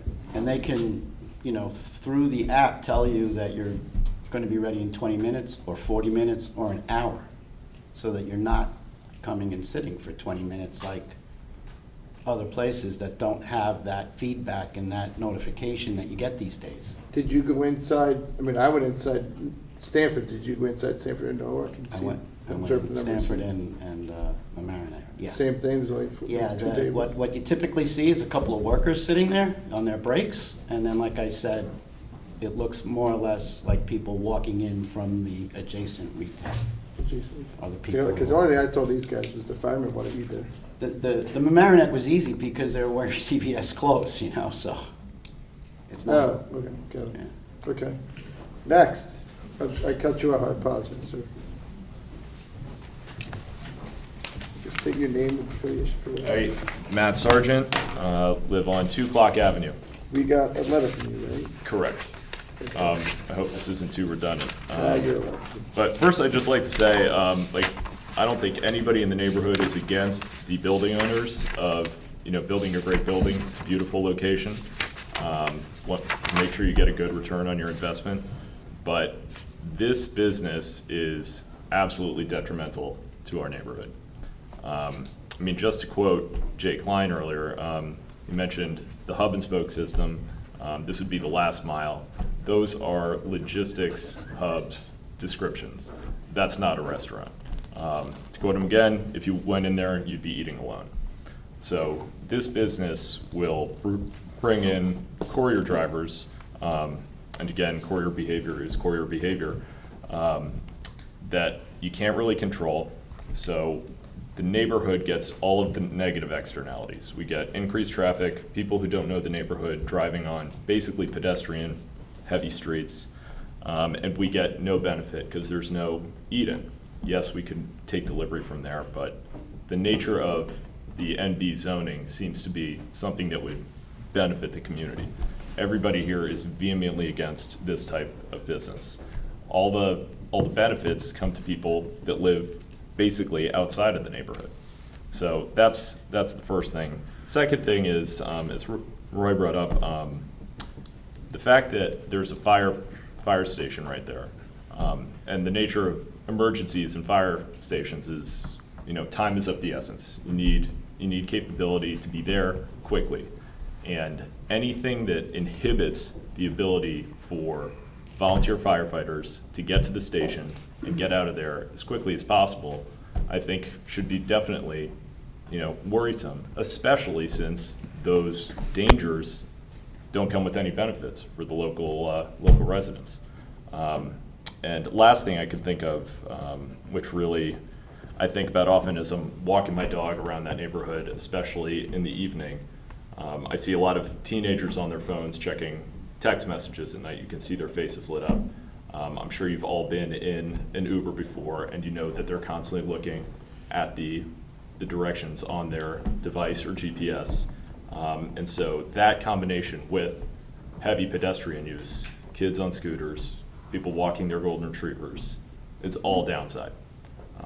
So I think people are pretty upset at this specific business for this specific location. It sounds like a great business for another part of town, central business district, somewhere much closer to 95. But to be so integrated into a small neighborhood that's walkable, I think it's all downside. Okay. So, thank you very much. Thank you. Was this referred to the fire marshal? Yes. And they signed up? on it? Fire marshal sent comments, yes. They signed up because of the fire code or because of the traffic event? He did not send anything directly. Bob Bush sent him one-page memo About the hood. Monday, April 7th. Yeah. So it's not like Trammell Crow where the police department trying to get it. That's correct. Joe, sir, welcome. Hey, thanks, guys. You're welcome. Thanks for having the general public tonight. I'm Ted Fuller. I'm at 11 Dickinson Road. Did you write a letter? I no, I didn't do it. Okay, that's fine. I won't put it in. Cooler heads prevail in most cases. One of the observations, if you walk our neighborhood, we don't have sidewalks. There's a sidewalk that wraps the building, and that's as far, it just terminates, that's it. So the biggest concern, I think, is there's just no way. I mean, we can tell ourselves we can control the drivers, we can tell them not to do stuff, but there's just no way. There's no way that you can control the drivers and tell them not to take certain streets to get where they need to go. Great. It's the same for everybody. It's not this delivery system, it's people in large that want to do that. So my question is, for the committee, if the day comes where a special permit is granted, what is the tolerance for a violation? And like, if drivers, all of a sudden, the neighborhood, we discover that there are drivers coming down that street, like, what's the protocol to inform the committee? And what's the protocol do we have to have proof and facts and pictures and evidence? Like, what do we need to deliver to you guys that they are in violation of what you've given them? The short answer is, it's gonna go back a while if I'm boring you, sorry. I belong to Middlesex Club, right? Cars go whipping down the street, Yeah. right? Yeah. Somebody wrote a letter to Town Hall and said Middlesex Club is in violation. I was the president at the time. He sent me a letter. He goes, you're in violation for sound and traffic. You're gonna get your special permit pulled, and they're gonna shut down Middlesex Club. Yeah. We called the board meeting the next day and cut it down. That's what happens. Yeah. So you can get your, and I told him, standing right there, where is he? Standing right there. He violates it if once somebody lives that I know, that lives on clock, says there's Grubhub drivers and Uber Eats drivers, all these drivers driving down our street, you know, you write a letter, you take pictures, do whatever you want. Yeah. But Send besides. a letter in, Yeah. he writes a letter to him, your special permit's getting pulled. Yep. And they come to the next board meeting. I had to come in front of the committee, to the commission at the time, and say, I'm sorry. Yeah, because with the firehouse being nearby, like, we have no opportunity for traffic gates or speed bumps or anything else. So there's no way to control these folks and park, you know, I wouldn't say the speed is gonna be an issue, it's just the volume, and there's nowhere for anybody to go, especially if they're outside. No, I agree with you 100%, because when I'm sitting in a cab watching where this guy's driving, right? And I'm going to 81st Street, and he's going left, right, and the meter's going ching, ching, ching. I mean, I'm not an idiot. I know the guy's going the wrong way. Yep, exactly. They could do the same thing. Everyone Yep. tracks it on their phone now. Yeah. That's Well, what. it's mostly, I I think it's mostly the people, you know, I've been in the neighborhood for over 20 years, right? So when I come off the highway going northbound, I come in on the road and I'm either gonna turn on Park Place or I'm gonna turn on Clock, depending on if there's traffic coming down the hill, right? Because I'm in between Fitch and Clock. So I would say you're not gonna be able to track folks coming in to pick up. It's once they hook up with the food and they take off to go deliver it, that's when the clock starts, right? So it's people coming in to pick up. So you're gonna come out and pick up, right? Yeah. You're gonna, the guy's gonna go from post 53 into the store and go back to post 53. Yeah. Right? So he's gonna come out of the Yeah, location. you're on the right track. He's gonna turn on Clock, or he's gonna turn on Park. No, he's gonna make a right out, right? 'Cause he's going back to post Right. 53. Yeah, but on his return trip, he's gonna avoid those, there's a traffic light in Roten, there's a traffic light at the at the top of Rings End Road, and then he's gotta cut 2 lanes of traffic to come left onto Dickinson Road. So when the guy picks up, he takes it back to my daughter, sitting at post 53, Yeah. he's not gonna make a right on Garden City. The clock and make a right. 1,000 times. I do that a lot because I see the traffic light, or I see that there's a congestion thing right there. I'll duck in on Garden City and I'll come around onto Clock and go to my house. So it's just. So if he does that, if it's on Garden City, which we established last time, that's a violation of special. So anyway, so I'm not taking up too much time or anything like that, right? We as a committee, we as a town, we as a neighborhood, we can think of a million reasons not to have this business here, right? My only comment is, as a committee, you guys get to decide. Ultimately, at the end of the day, we have a voice, you guys get to decide. The question I would ask is, as a committee, as a group, as a unanimous vote, would each of you individually want this type of business at the end of your street? You're not answering now, but that's the question. It's like, would you as a committee want this business to be at the end of your street, knowing what you know, how long you've been in this town, and what you see day to day as a committee? So thank you guys so much for having us, and thank you for what you guys do, because it's a lot. Thank you. Anybody else? Can I ask a follow-up question? Sure. You just mentioned that if somebody goes down Dickinson or Clock or Garden City, the Goes permit, past your house. You're the second Yeah. house, right? Or the first permit house could be along. pulled. That's how serious you're taking this? Yes. They said that 70% of the drivers use their service and 30% use a third-party service that they can't control. So what if it's an Uber Eats driver using Google Maps from exit 10, left on Clock, right on Dickinson? That's 30% of this proposed traffic. How will you deal with that? Right, that's the question. I don't have an answer to that. Okay, thank you. Anybody else? Okay, do we miss anything? Go right ahead. You spoke last time. You live on Garden City, right? I learned a lot Oh, since go last ahead. time. That's fine. You can speak as much as you want. Pat Devlin, 7 Garden City. What the situation described, people turning down Garden City to avoid the light is absolutely true, because I'm out there with the kids. People come down the street. I pull the kids off the road, because they're riding their bikes. That's where they ride. And they go down to Clock. They pass us, speed up down to Clock, slam on the brakes, and then turn left and go on to Clock. You go Clock and then you make a There's right. only 2 houses to the left on Clock, so, they're going to Road Ave. I disagree about speed. The speed posted in our neighborhood is 25 miles per hour. The speed posted on the Road Ave is 25 miles an hour. You cannot say those are equivalent streets. People in the neighborhood know 25 miles an hour is not an appropriate speed.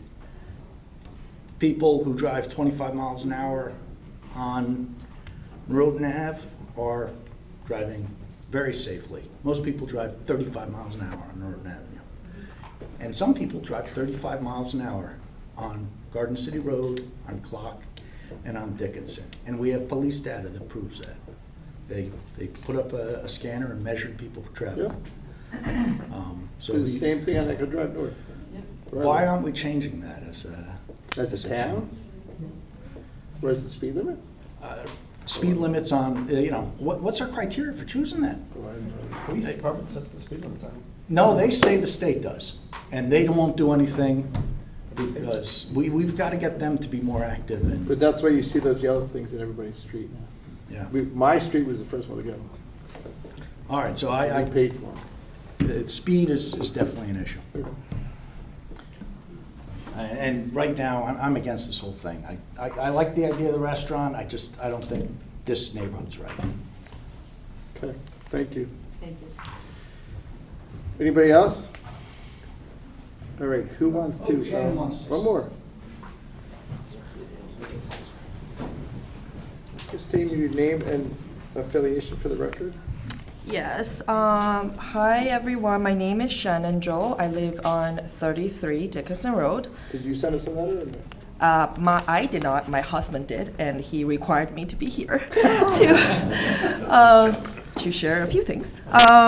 So I have lived in the neighborhood for 11 years. I say I because I lived there for 3 years before my husband and I got married. So I literally has been in the neighborhood since I was single, married, having a 7-year-old boy now and a 10-year-old dog.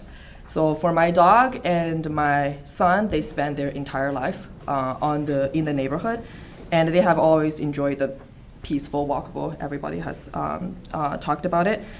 And I want to address, I guess, mainly two things, because most of my neighbors have expressed most of the other points.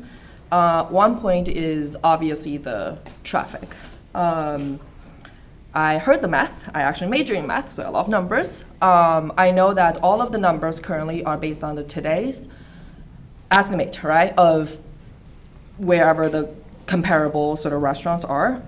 But they are expanding, right? You are opening new business, so you want to expand. Any additional capacity, right, as some of the other neighbors said, is going to create a problem. And we all know that, we all seen that. And the most important point that I've heard from all the discussion today so far is they have no control on the 30% today, which could grow to 50%, which could grow to 70%, even if they have exactly the same number of delivery orders, right? I use Uber Eats. Why? Because I get, 20% discount gift cards from Costco. That could totally offset whatever the additional premium we're talking about, right? I use that all the time because it's, convenient. If I, would live in other areas, I could totally, order from there. So I do think, that is a major concern, as in no matter how hard we say that, hey, you are not allowed to go on the street, they said themselves, courier behavior is courier behavior. There is, and driver behavior is driver behavior. They have absolutely no control on Grubhub, DoorDash, ultimately Uber Eats. And since there is no sidewalk in the street, my son comes home from school around 3, which is, hopefully it's not super busy at the restaurant. We go out for a walk, 5:30 to 6, with our dog. We go pick up, maybe, meet up with a friend on the neighborhood. We come back around 7. That's when all of the cars they are talking about peak hours are all on the road, right? We're talking about the hours that we are actually out there on the street. We're not talking about hours that kids are in school, we are at work, or we are at home.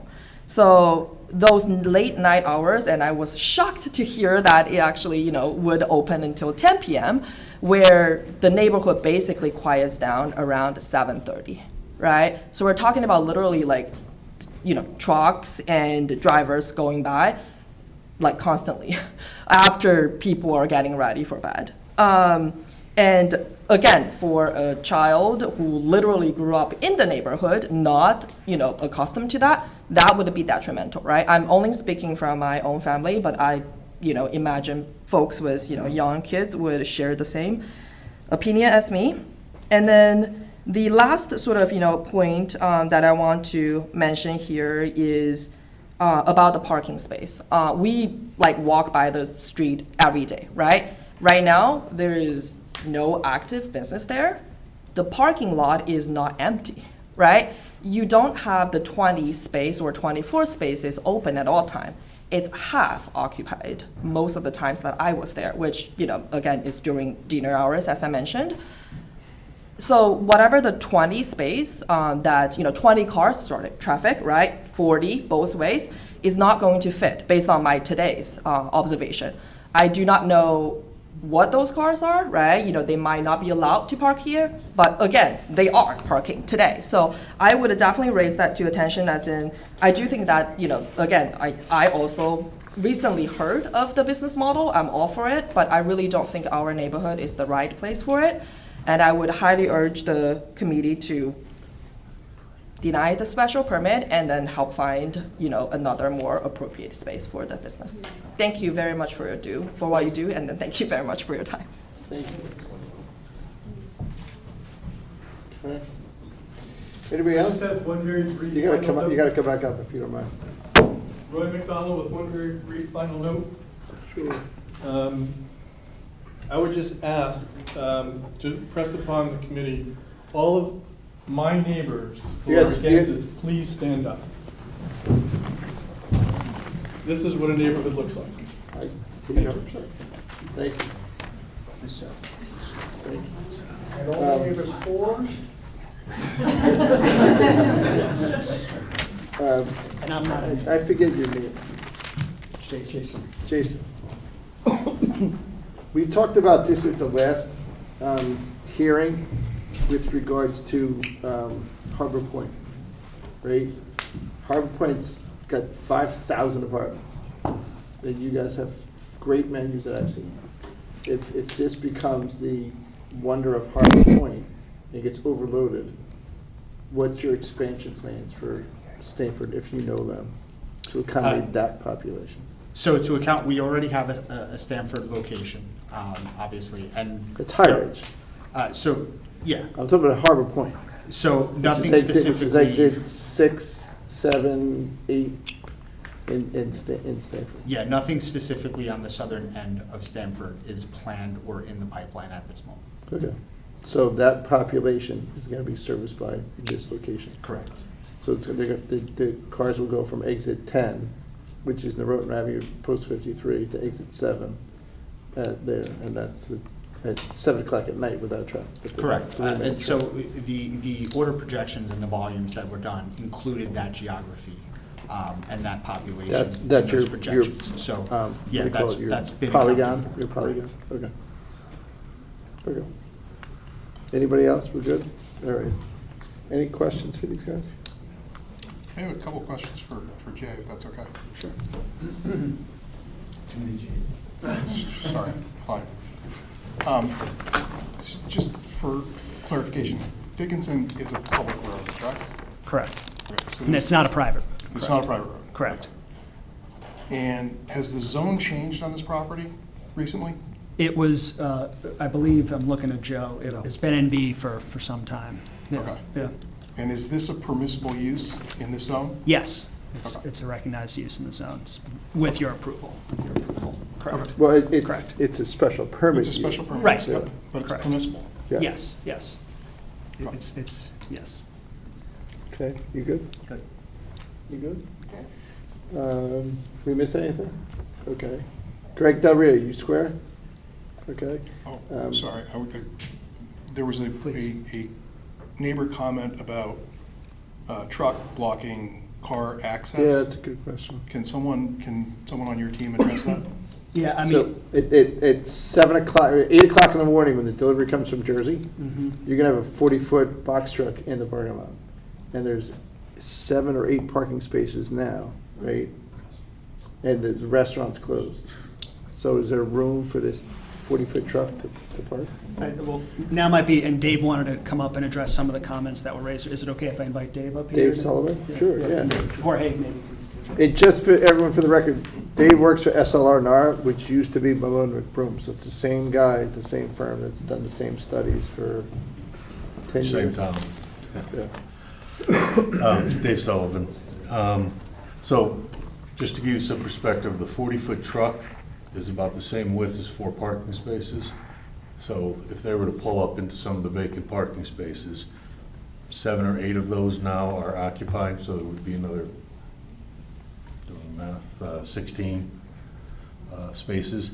So theoretically, they could park in any one of those areas. They're probably gonna park perpendicular to the spots, right? Right, that's why I said the longitudinal, they're about 9 or 10 feet wide. So 40 feet would be just over 4 spaces. You know, the deliveries are going through the side entrance, or the front entrance? Yes, they're going on the side, yeah. The side entrance, which Yes. faces the parking lot. But the pedestrians are the customers are going through the front door. That main entrance on Post Road. And to the extent that they were unable to find 4 contiguous parking spaces and they were to park in the throughway where people were to exit, would that block people from passing and using that? Watch, Throughway. look behind you. See those parallel spaces in front of those glass windows? That's what we're talking about, yep. Yep. Certainly, those could be, Do you have a site plan, Jay? The right of Yeah, we way can go to where the site people plan. are coming through, if your truck had to Bingo. park there, Make that- would there be room for a car to pass? well, if the truck was to Make park it bigger, there, Jay. it would be the same width of a car essentially. It's about a foot wider, but it would fit in those spaces. Okay, so show the door where you can get into the building, and then show where with this 40-foot truck, there's 40-foot trucks gonna park. Well, a 40-foot truck would fit easily here. This is about 60 feet. And I'm not sure which door they would come in. Probably through here, where there's a ramp. But that's an assumption that those spaces are. So that's one option. Another option would be 4 spaces along here, which would keep the aisle open. Another option, there's. Well, those are the a couple of reserved options spaces, up those are the there. reserved spaces for the residential. Yeah, yeah. I mean, even, I drove by there before I came to this hearing, there was only one car in this area. So I think that's correct. The fact that deliveries will take place when it's only the residents that are parked, we can expect that these spaces will be available in the evening, or in the morning, excuse me. I apologize. And just to be clear, I think we touched upon in the last meeting, there will be no loading or unloading on Dickinson. On Dickinson, correct. And There will be no problem as a condition of approval that can never occur. I think that would be a great, and it's probably a violation. You can't have loading And the also. post road, of course. I mean, I don't think you would do the post road, but definitely not the post road. Right. We also have, our landlord in the room who has residential tenants to keep happy. So there's a lot of folks who are interested in making sure that this operates symbiotically for everybody. Yeah. Okay. We good? If I may, just a couple, well, actually one thing. There was a handful, there's been a number of reoccurring themes. The volume, the distribution, the busy days with more orders. Those things were all identified in a peer review, responded to and reviewed by H&H. The one thing that Greg brought up that we also looked at was the actual traffic part of this. He was talking about doing it his way with about 40 trips. We looked at what would happen with 50 trips or 25 in and out, and we took the state's latest data on Route 1, did an analysis. Now, we can't model the benefit of being right at the signal, but assuming that it wasn't at the signal, it'd be level of service C during the afternoon peak hour. So I thought that was important. Which is what, 5 to 7? Yes. Okay. Jay gets the last word to close. Well, thanks to all of you. I'm mindful of the hour too. I will try and make this brief, and thanks to our the neighbors who have come out here and spent some time this evening.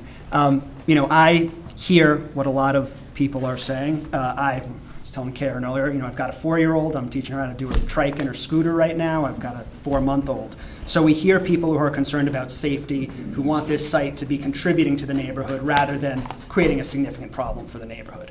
And Wonder feels the exact same way about this property. Joe Vaccaro and John Vaccaro feel the exact same way about this property.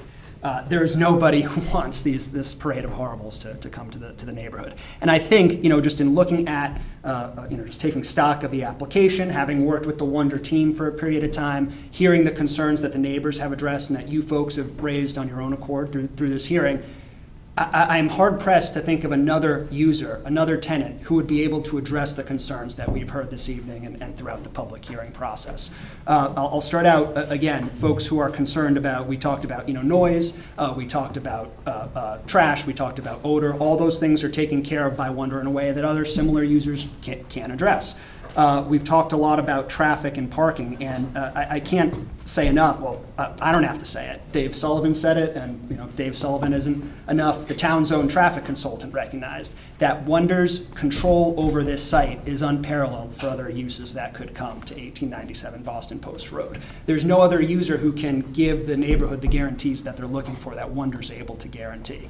Talking about capping the number of couriers who can come to the site that are controllable by Wonder. Talking about giving folks timings that you're not coming to the site any earlier than you have to be, getting folks in and out in a minute or less. I'm looking at Jorge to try and remember all the other controls that we can bring in. Tracking drivers so that we know if there are people who are going down roads that they aren't supposed to, we can call them out on that and never have them drive for the Darien location again. I do want to be clear that condition is something that we can control what we can control, meaning that if that condition is effective on the drivers that are picking up and delivering through the Wonder app, that's something that we can handle. If we can't control Uber, we can't control folks coming in to deliver or to pick up their own food. But as Greg mentioned, that means we're controlling everyone but maybe half a dozen max coming to the site. I mean, that's significant. That's not something that for example, Papa Joe's can do, or other restaurants in town. That's important. That's meaningful. I think the incentives to get their employees to use public transportation is meaningful. There's a bus stop right in front of this property that will be helpful in achieving that goal. When you talk about parking, that's something that folks have brought up and we've studied carefully. We have looked really hard at that question, and we found, and we discussed last time, even at the peak hour, Friday night, there will be 3 spaces empty. 3 spaces empty. So it's not that this thing will be peaked to the gills. There will be sufficient room for people to come to this site. And this is what the site, it's a beautiful building. Other folks have said that. I 100% agree. This is what the site has looked like since it's been built in one way or another. It's either been partially vacant or fully vacant since it was built. That's not what was intended when this commission approved the building, and that's not the intent of the NB zone. I mean, the property owner has tried more traditional retail with the kitchen store. Those folks were in and out quite quickly. Moots it wasn't even able to open their doors. We used to have the Puritan up the road, kind of a neighborhood retail. That's come and gone, and that type of facility is probably not coming back. The market for retail is challenging, and it's going to take a special type of user to finally occupy this space and occupy this space correctly. And the Vaqueros have found that tenant. When I look at this property, besides thinking it's a great building, so Joe, don't get me wrong, but I'm reminded of a commercial space that's near Dan and our office in Stamford. That's on the corner of Washington Boulevard and Broad Street. And Dan has some pictures of it. It's the ground floor of the, I guess it's called Park Tower now, or Trump Tower as it used to be. Not a political statement, just telling people what it was. And that building was built in 2009. I talked to Bill Hennessy about this. There's never been a tenant in there.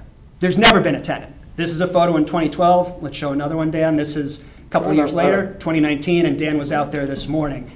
It's a dead zone, and when a building, Steve, everyone in the real estate industry knows this. If a space remains vacant for a long enough time, it's kind of like, well, is this ever going to come to life, or is this just a space available in perpetuity? And that's not what we want for this site. I don't think there's going to be another user like Wonder that will come to this space. So if we want to activate the ground floor, complete the work of the initial approval for this building and do it in a way that respects the neighborhood's concerns that they've expressed quite loudly here this evening and through their letters, Wonder is the use to approve for this site. Wonder is the use. And I know the folks in this room probably aren't hearing or aren't receiving that from me right now, and I just what I believe is that the proof will be in the pudding. When this place opens, they will see it working, functioning, and I'd say we'd see each other at the restaurant, but since there isn't a lot of dining there, maybe we'll just all recognize that this did work as planned. You just have to make sure they don't violate their special permit, because you're the one that's going to get the letter that says your special permit got pulled. There you go. And I think you, well, I won't speak for anyone. We are in the business of making sure people are compliant. And we want to make sure this works just as much as anyone else does, and we'll control what we can control. Thank you. One quick question before we wrap it up. Yeah. Would it be an issue if we capped the number of parking spaces for employees? Because you're tight, and you've got in your presentation a lot of staff, 13, and only 7 parking spaces. If there's 10. You're over. So if we put in as assuming it's an approval or a denial, if it's an approval, if we cap the number of spaces for employees at no more than 7, would that be acceptable? Let me go over to Jason really quickly, and then I can answer that question. Can I ask another question? Just wait, let him finish.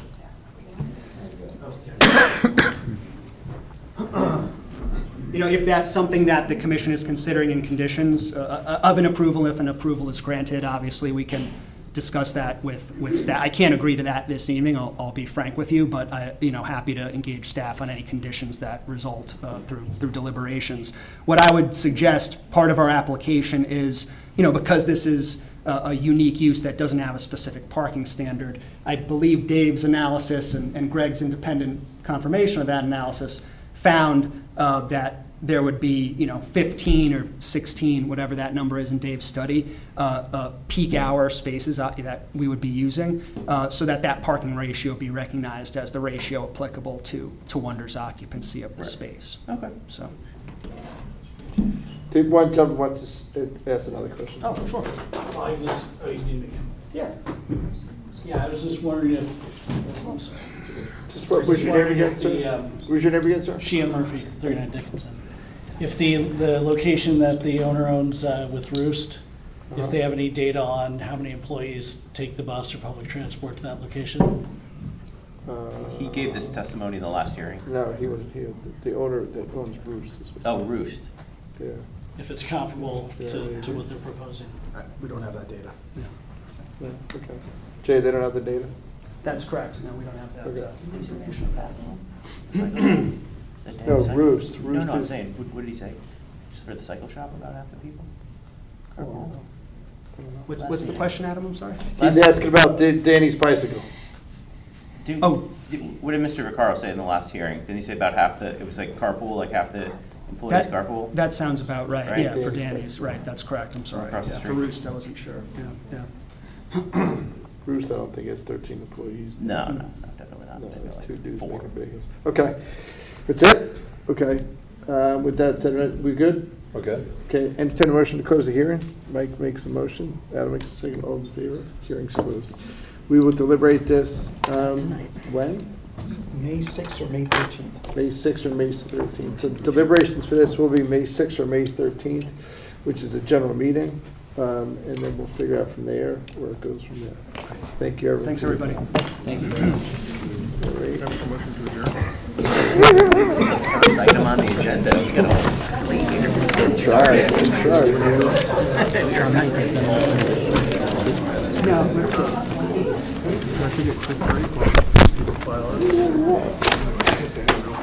Probably get murdered in all like this. Right?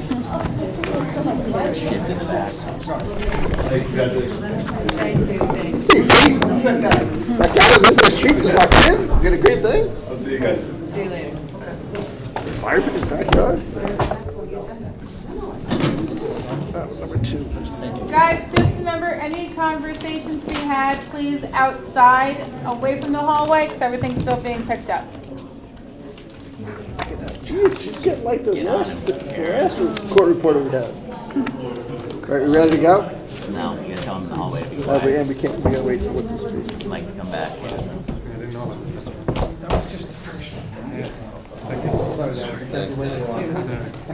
Emails came in while we were chatting here. Thank you, guys. Past 2 hours. Good, I can open the hearing within that hearing, right?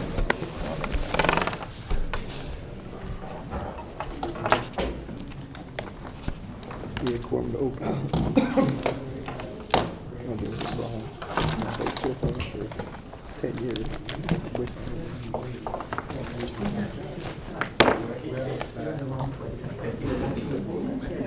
There it is. All right. I always say that too. All right, next item up on the agenda, special permit application number 238G as in girl, also known as PL 25-51, Longevite, I can't see that. Longevite. Longeviton Aesthetics and Wellness at 883 Boston Post Road. Proposed to establish an aesthetics and wellness personal service and retail business in the floor space formerly occupied by Check Body Mind. The subject is located on the north/west side of Boston Post Road, approximately 80 feet north of its intersection with West Avenue, and is shown on Assessor's Map number 17 as Lot 3 in the Central Business District. Fred, what we got? Yeah, this application was submitted in conformance with Section 1000 of the Darien zoning regulations under special permit regulations. The commission will recall that you recently saw another application for this space that was previously occupied by Check Body Mind. That application, I believe, was ultimately withdrawn by the applicant. However, we have a new applicant before us who is proposing to establish essentially a new aesthetic and wellness personal service and retail business, from what we understand, that could be classified as a med spa. The application was referred out to the health department. The director of health submitted comments for the record dated March 19th. Mindy Chambrelli, the director of health, noted that the new aesthetic and wellness studio may require a plan review and annual permit from the health department. If there is medical oversight from a Connecticut licensed MD, the annual permit to operate would not be required. We do believe, health department said that. correct, Yep. correct, that was submitted by the health department. We believe that the owner of the business is a licensed MD. That'll be clarified this evening. And I believe that the potential owner of the business is here this evening? She is. Okay. And Kim Galton, the real estate broker representing the space from Houlihan Lawrence, is here to present the application and answer any questions that the commission may have. Welcome. Welcome. Thank you. Good evening. I'm representing the owner of the building this evening, who is in full support of this application. We need your name and affiliation for the record. Kim Galton, and I'm with Houlihan Lawrence Commercial. So as I stated, the owner is in full support of this application, not only on the merit of the business itself, but there were two former tenants in the space that were similar in the wellness arena. Longevite, owned by Sarah Laracuba, who's here with her husband Derek, who can answer some more questions for you, are in that arena in a more upscale and sophisticated manner. She is a licensed medical doctor. And this is really catering to the wellness arena of what she does. She is also already operating in the Darien community with a very loyal following. Okay, where's that location? It's said in the application. 883 Boston Post Road. And where is she now? She's with Andrew Stefano in Goodwives Shopping Center. Oh, All the way that's in the one left way. side. Okay, got it. I've And never been basi- in there. Well, you'll have a new place to go, hopefully. Based on the success of her business there, she's now looking to expand, again, with a loyal client following. And I'll let you ask her some of the questions that you may have that I'm not able to answer since I don't own the business. Fantastic. Okay, thank So you. she's, Yeah, well, she's well, here. Go ahead. Great.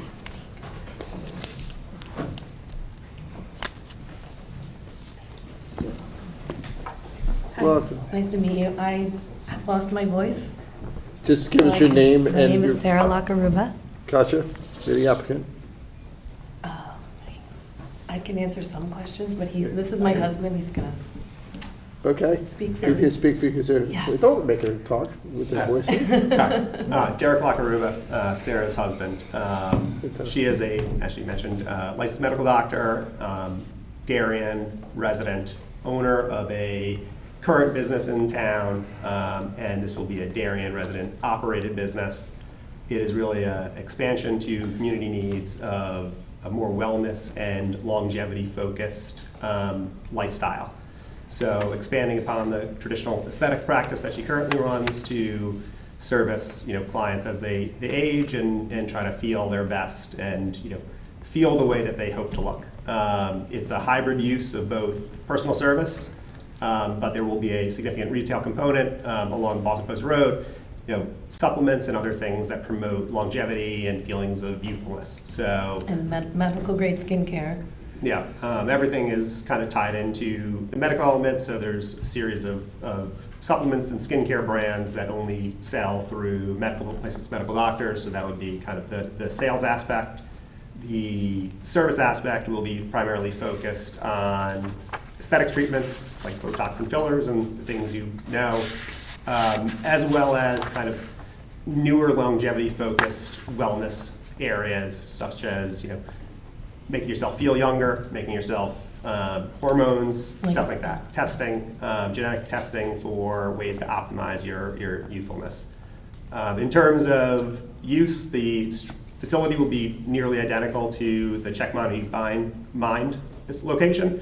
Currently, they have 3 treatment rooms and a 4th treatment area. The proposed use would eliminate the 4th treatment area, so it would be a reduction to 3 treatment rooms, each for single use. The prior use had some of those as multi-client use areas, so there'll be a significant reduction in total client use per hour. At any one time, there'd probably be somewhere between 2 to 3 clients on site. From a based on projections for current business and physician utilization, it would be something along the orders of 15 to 20 total clients per day. The business model lends it to operate outside of peak demand hours. So primary operating hours are expected to be 10 a.m. to 4 p.m. With the exception of 1 or 2 days where we might have an early opening or a late close. There would be, a maximum of approximately 3 employees at the facility at any one time. Currently 1 provider, Sarah, and potentially a 2nd provider, and then 1 kind of front office salesperson to coordinate the retail aspect. And like someone to check people in as well. Yeah, a single person to they'll do all of handle that. those three So I can buy Noxema at the front counter. No. Just to be, just for reference, Yes. you said 9 to 4 in your. The retail component Yes. should open an hour early, so I think that was for the retail with the treatments probably targeting 10 to 4. Right, so the hours of operation is going to be 9 to 4. That would be the single retail focused area, no client, no patients, and neither of those 2 providers. Okay. The big thing that we talk about on personal service applications in this specific building, so to speak, in that strip is really parking. Mm-hmm. It seems like the parking demand is going to be less than some of the prior ones, because like next door to you, I know there's Kumon, which is down the block, and I think it's Huntington Learning Center still there. They moved out already. They're out. They're gone, right? Yeah. I thought so. And those guys had heavy parking managers drop off on the wall and whatnot. It sounds like you're going to have yourself, a person that sits at the front desk that does not sell Noxema, and then maybe another person, and then 2 patients at a time. That's it. That's 5 people. Yeah, I think one of the prior applicants had 9 total treatment areas. Yeah, we don't So, need to, that's fine. Yeah, we are not going to have. Potentially 18 to 20 plus users at one time. We're talking more on the order of 5 to 6. Okay. Can you just explain a little bit to me, because we did this with I just said a word, Kumon, with Kumon. It was a big thing. We wanted the front of the store to look retail. So it looks retail. Yes. So you're going to buy stuff. And I mean, it would be beautiful. Okay. My current aesthetic is, it is a small space, but I would make it amazing for the community. Yeah, I mean, And it's a retail strip. These Yes. uses that are personal service really don't go Correct. for retail. And I have a huge following right now, and I can just only add more medical grade skincare consultations and supplements to kind of go alongside my longevity component that I will be adding. I don't currently have that. Okay. So I don't need to get too deep into it, Okay. but you work at the salon that's in No, Goodwives? I have my own You- business entity. I basically rent a room. At that? Yeah, I do not okay. work for them. I am my own I got it, I medical got it. practice. That's the new model now? Yes. Okay, I got it. I think I understand what's going on. It's a lot smaller. You want to go first with questions, comments? You're good? Mike? I'm good. Adam? Yeah, I think just to point out, when we saw the prior application, the parking was a big concern, and this is a Okay. significant step down in usage towards the 9 rooms with 9 people and 9 employees, and this represents a significant lower intensity of use here. So I think the parking for this type of establishment with 4 rooms and 3 employees would satisfy the parking It's requirements. 3 rooms. Or 3 rooms, I sorry, forgot with one. 3 employees. So Yeah. just for the record, I think to be consistent, I do agree that the parking is in line with the usage versus what we've previously seen. Okay, But otherwise, no. thank you. With regards to, and I don't want to get too deep in the weeds on this either, but with regards to needles and Botox and whatnot on the ground floor retail space in this zone, is that allowed? Right, we had a discussion with Kim when we first met to talk about med spa use. And there is now a med spa right behind the movie theater, or the building behind the movie theater that the commission approved. So that's, when you talk about. Which one's that? What's the name? It's Inner light. Inner Light. Okay, yeah. When Fred and I had a meeting earlier tonight about, why do these zoning regulations change? And I think times change, things change. The nature, med spa wasn't a use 20 years ago, didn't exist, right? Just like the internet didn't exist 30 years ago. So so what the commission has said is medical office is not a permitted use on the first floor in downtown.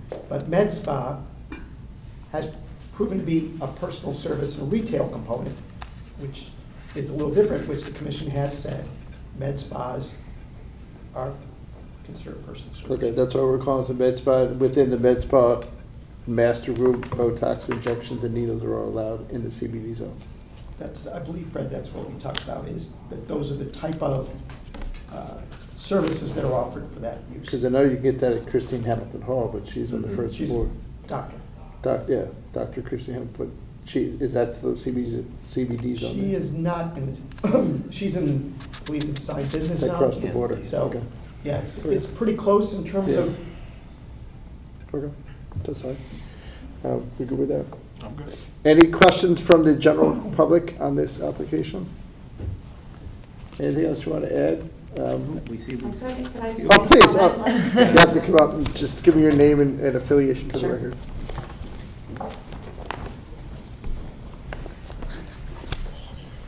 Hi, everyone. Thank you for the opportunity to speak. My name is Julie Lindsay of the hotly contested Garden City Road, but I actually am here in strong support of Longevite and their proposal to expand into a larger ground floor space here in Darien. So to echo many of Derek and Kim and Sarah's sentiments, this is a trusted and well-established business that has already served our community, including me, with professionalism and care, and Sarah has always had a focus on wellness.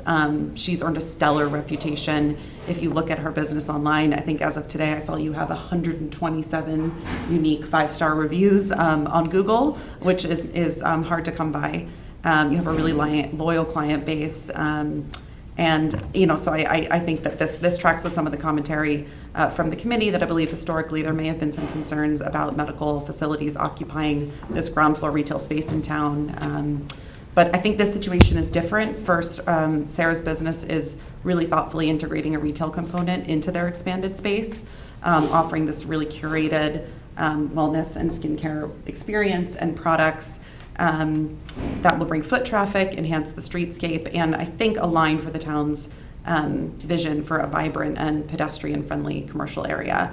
And second, and I think this is important, and you all know much more about this than I do, but just as a resident who loves this town and wants to just maintain that really positive streetscape experience, there's an abundance of ground floor retail that's available in Darien and will be coming available, whether it's other spaces on the Post Road. Sorry, maybe that's a sore subject this evening. The new Corbin District, Darien Commons, Heights Crossing.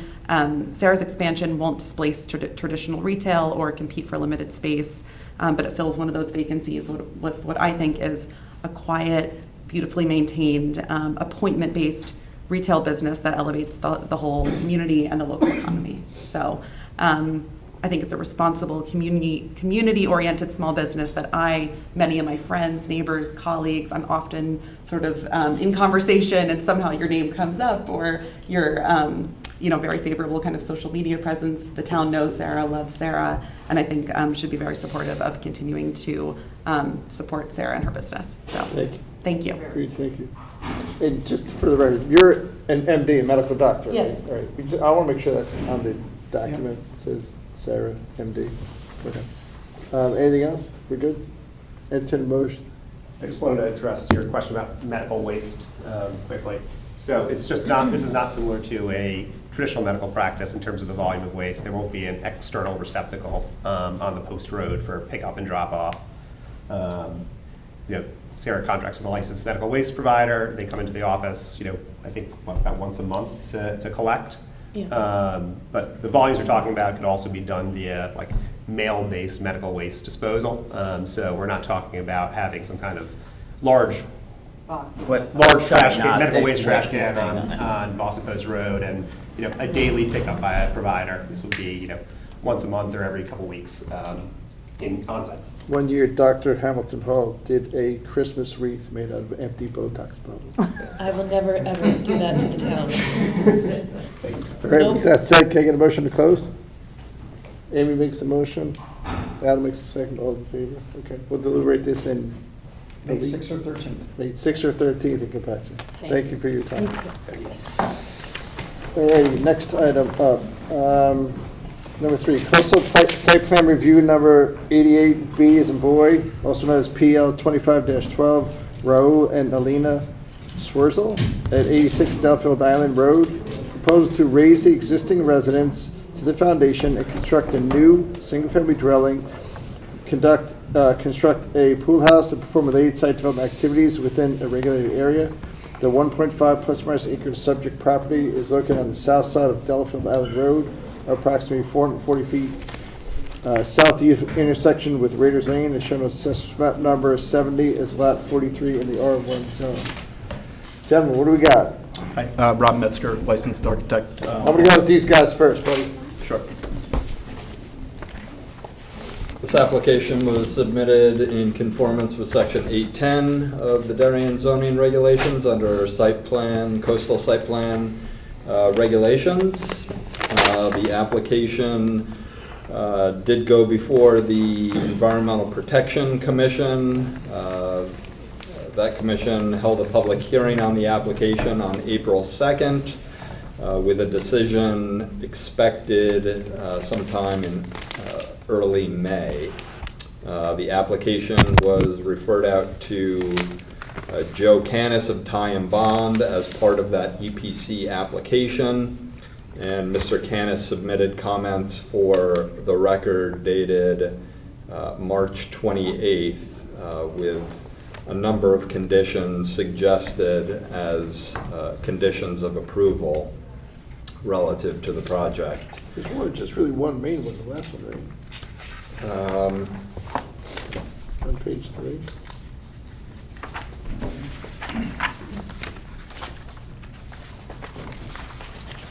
But that's okay, keep going, Fred. Yeah.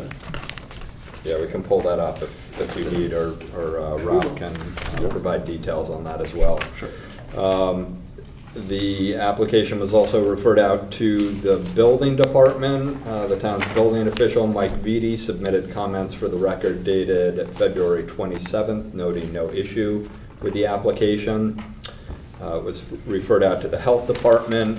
Mindy Chambrelli, the Director of Health, submitted comments for the record dated March 13th. There is an ongoing review with the health department relative to the septic system on the site. From what we understand, that's an ongoing process. And it was also referred out to Connecticut Deep. Connecticut Deep submitted comments for the record dated March 25th. So tonight we have Rob Metzger here to present the details of the application and answer any questions that you may have. Sure. Welcome, sir. Thank you.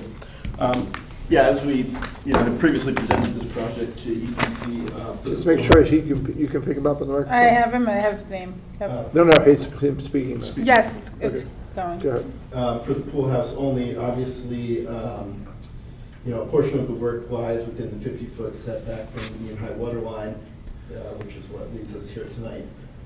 Really, we've tried, along with our clients' support, to keep a very light touch on this site.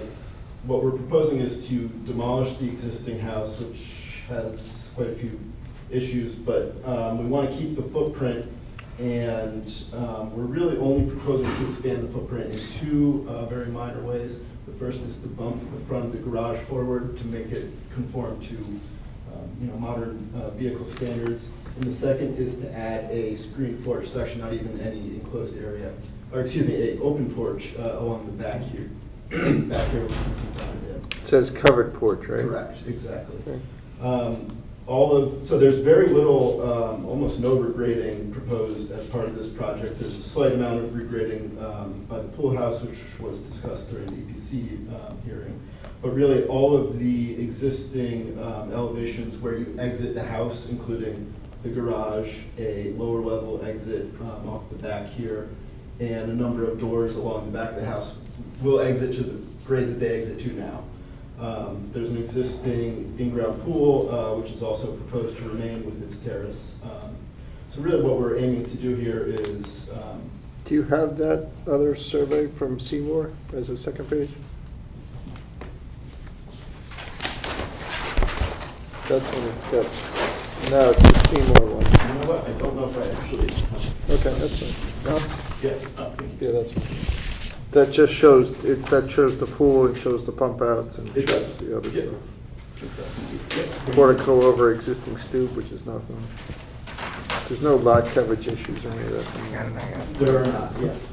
So here you can see in the hatch pattern here, this very modest bump out here that brings the garage face forward, the back stair. We'd actually previously been granted a variance to enclose the existing stair, but that was previous iteration of this project where we were going to keep the floor level where it was. Now we're going to elect to get a slightly higher ceiling on the first floor, so we're going to rebuild the stair in a conforming location. So that variance will not be acted upon.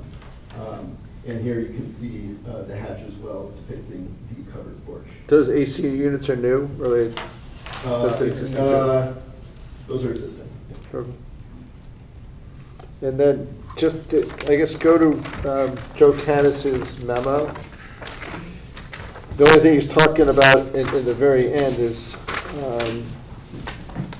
engineer stated the track is currently served by a provider. The general scope regarding the point, he's got some, yeah. The applicant should be prepared to discuss access proposed projections with the commission. You're taking down one 14-inch tree, right, in that pool? Yeah, I think we mentioned Sumter, there were you're not- two trees that are actually obscured by the footprint of the pool house here, the white pine hemlock trees. Right. They're not anything special. It's a 14-foot hemlock and something else. There's something I read where it says you're not taking out any trees, but you're taking out 2 trees. Right. Yeah, there are a number of beautiful trees, larger, older growth trees on the property that we certainly want to preserve. Okay. Joe also had some comments relative to the proposed. He's got to address the first one first, right? After we discuss the air access proposed protections to the commission. Sure. So I think there was some concern about basically how are you going to stage and build the pool house. I'm not sure if any of you have been to the site, but it does rise, steeply off the driveway. There's significant rock outcroppings, at the front here, which you can see with the hatch here. And there's really no effective way to get from the main driveway over to the pool house. What we propose is actually to utilize an existing sort of hard-packed utility drive that's already there that leads up to where the pool equipment pen is now. It's almost ready-made for a construction entrance for the pool house. So there will be no attempt to, conduct construction on the pool house via the main driveway or vice versa. Okay. That's what you put in the access. Construction is currently unpaved, hard-packed, vehicular access way. That's what you're talking about. And I believe that the gentleman who reviewed it agreed that that was an appropriate way to construct the pool house, way to gain access to construct it. So, well, the only he's concerned about is the wetland boundary. So, okay, that's fine. Did I miss anything? Joe's other comment was relative to the dry well detail provided on the site, being provided for stormwater quality. Joe had asked for additional data on supporting soils data as required by section 882 of the regulations for infiltration measures. So he's asking for an additional test pit to Yeah, sure. I'll let Jim Rotundo, yeah. so here speak to that. Mm-hmm. Good evening. My name is Jim Rotundo. I'm a licensed professional engineer with Pereira Engineering, with our offices located in Shelton. We're utilizing a dry well to collect the roof runoff from the proposed pool house. In the area, essentially, we need to conduct a test pit there to check out for the soil characteristics. In a subsequent revision to the plan, we have noted that. So right now, where the dry well is proposed is where there's an existing shed there. So I show it on here. Yeah, absolutely. So we do have some options. We're proposing a 4-foot deep dry well.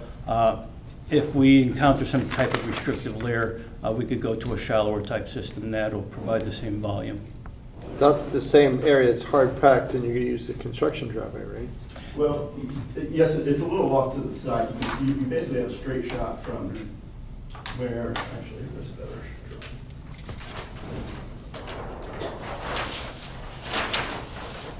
Because doesn't a driveway have to be in an area that's pervious? If it's hard packed, it's not too pervious to me. This is the spreader, so the drywall.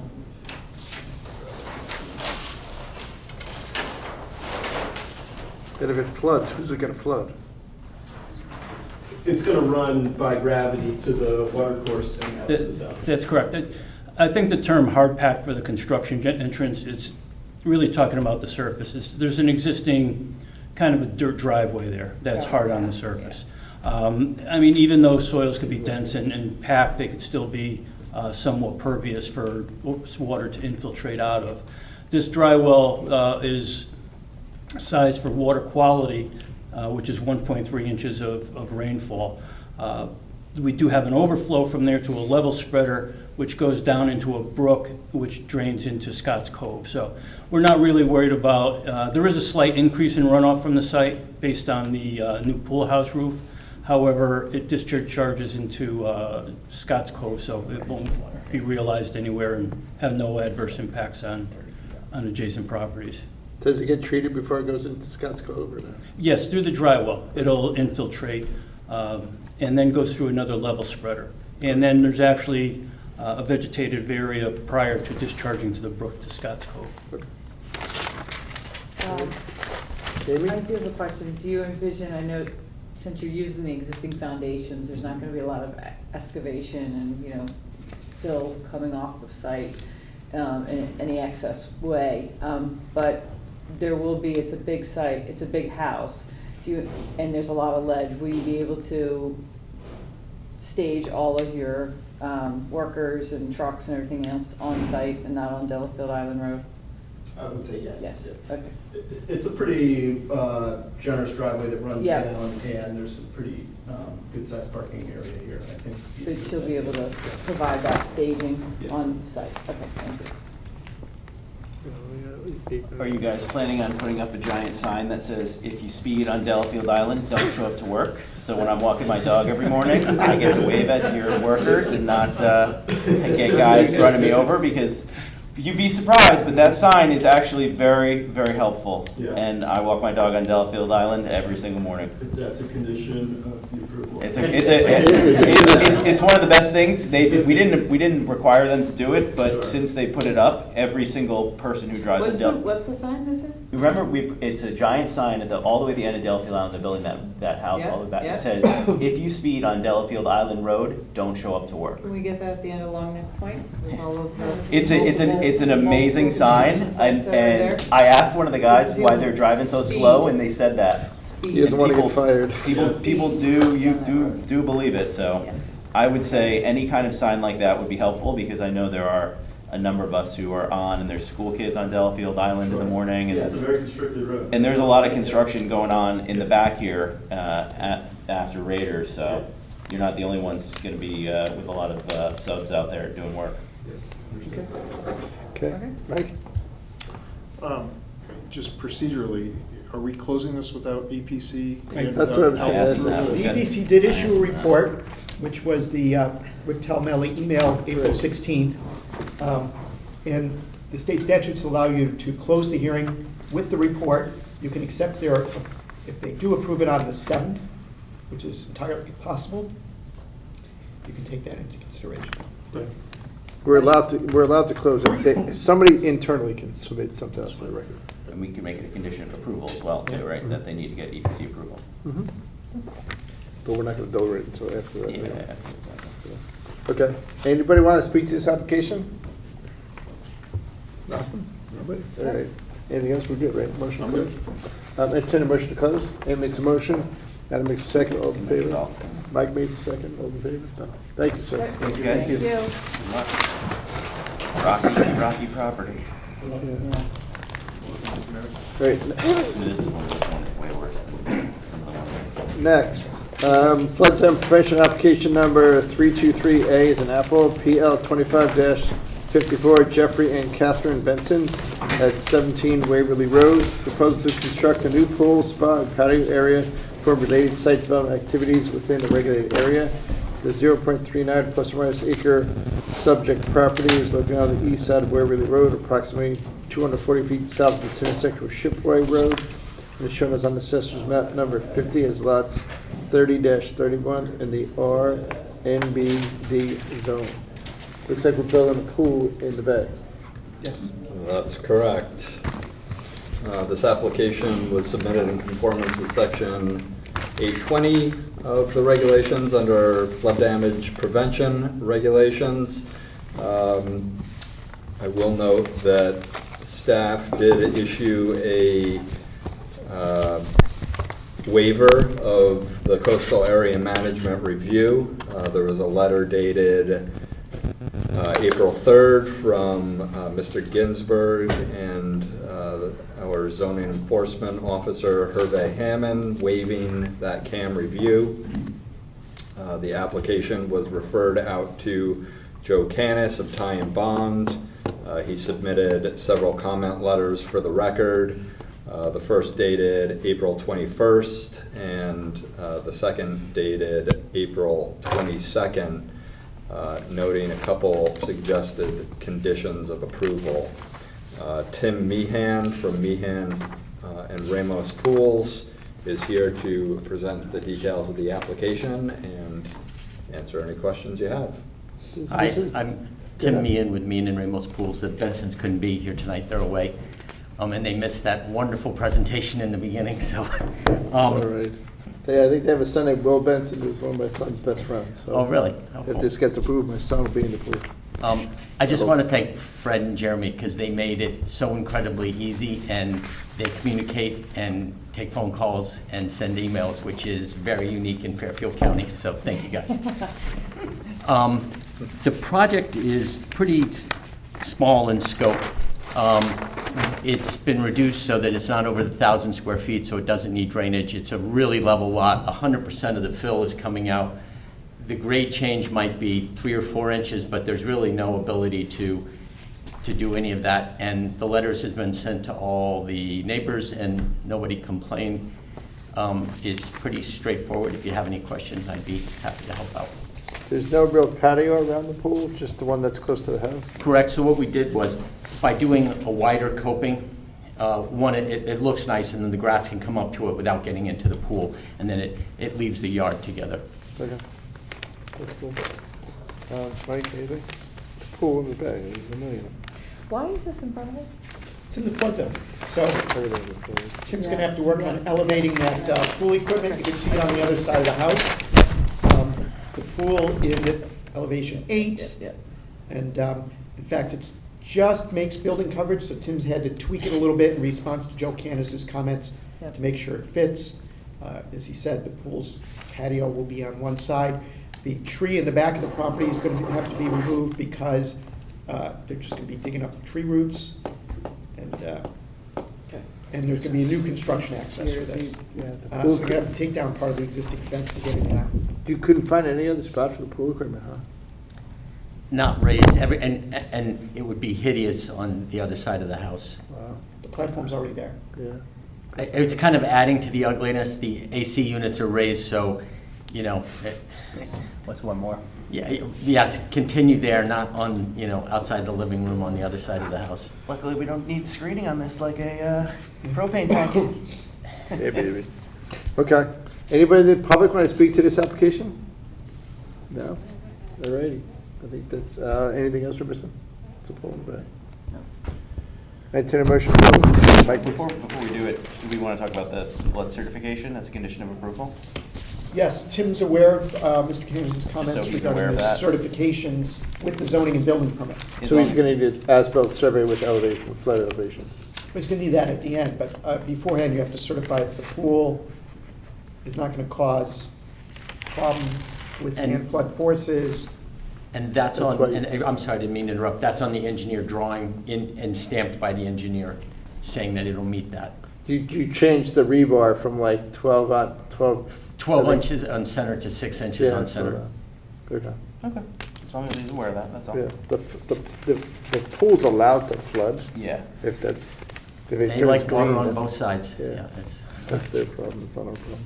Okay. Mike made a motion, did you make a second? I'll second You made it. a second, Do all it. in favor? Hearing's Take it closed, in. thanks. We'll go back as soon as we can. Great. Thanks so much.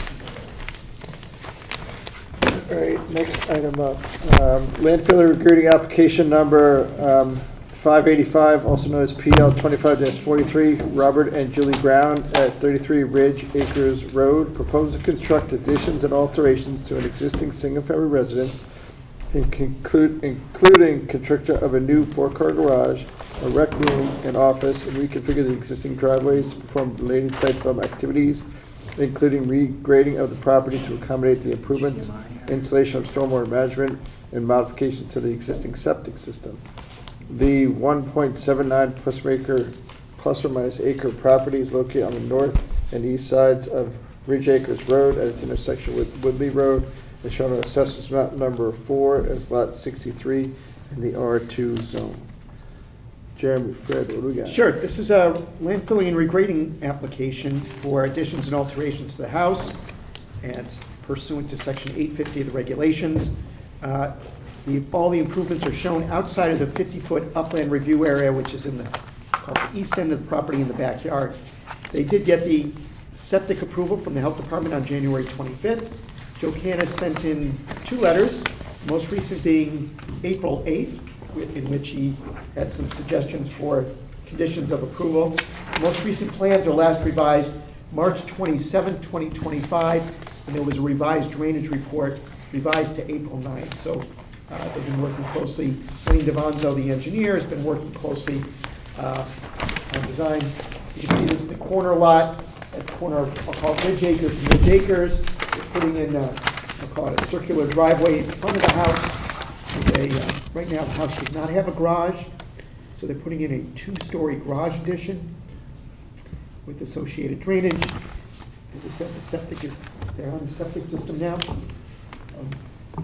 Kimberly, Catherine Eberly from Workshop is here. to describe the application. I am Catherine Eberly Spillane from Workshop.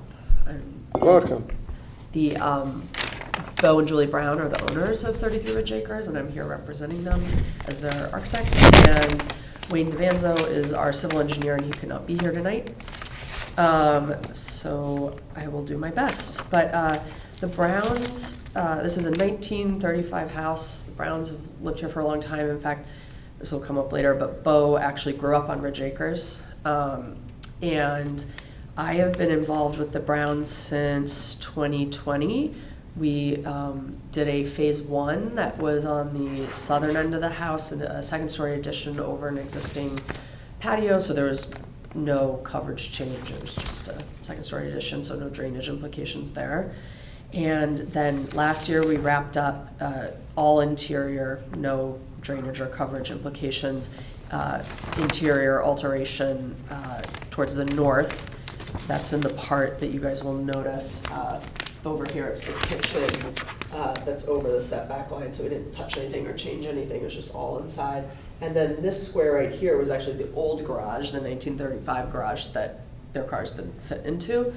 And so we reclaimed the garage, the 2-car garage, for mudroom and pantry and powder room and lots of stuff. So that wrapped up last year, and they've always known that they wanted to do Bo really directed this because actually he grew up at 84 Ridge Acres, which has a similar condition where the grade is higher as you enter into the property, and then it drops down.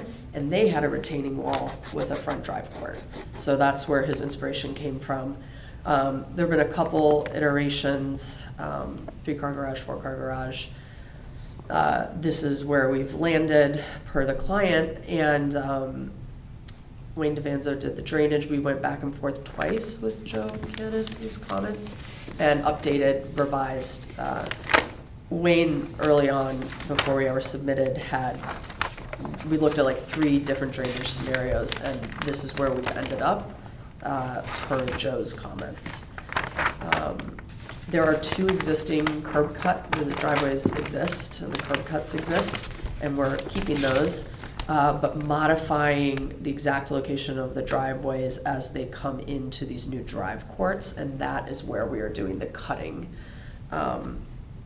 If we work backwards actually from the drawing set, these are some section diagrams, site section diagrams. This is the existing condition. The tallest point is like 102.8 feet of elevation, and we're dropping it down to 98 for the area for the drive courts. And so we're cutting away this area to put in the addition. One thing to note that's unique is that above this 4-car garage is a party barn, like a rec room. There's going to be a gym in this officially called a mess. party barn. That's what it is, but This is the stairway, the stairwell.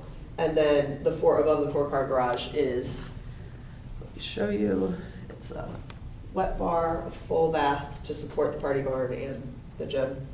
And then the size of this program was dictated by the Browns based on what they wanted in their regulation shuffleboard table, ping pong table. But as we studied this, we realized that, let me just show you these pictures as you approach the property. are there garage doors on both sides of this thing? Yes, I'll come back to that in a second. 4 on the front and 2 on the back. As you approach the house, this is approaching as you come to the fork of Ridge Acres. That's at 102.8 elevation point. You kind of read the house like halfway to the first floor, so there's already this play in elevation. So leaning into that, because of where this second floor addition hits, and these are 8-foot ceilings. This isn't like a 10-foot ceiling thing, and it is a vaulted ceiling, but it's keeping the 8-foot datum to align with this existing portion of the house. So from here over is all existing. It ended up working out that we could fill in and create a grassy slope up to the second floor of the party barn.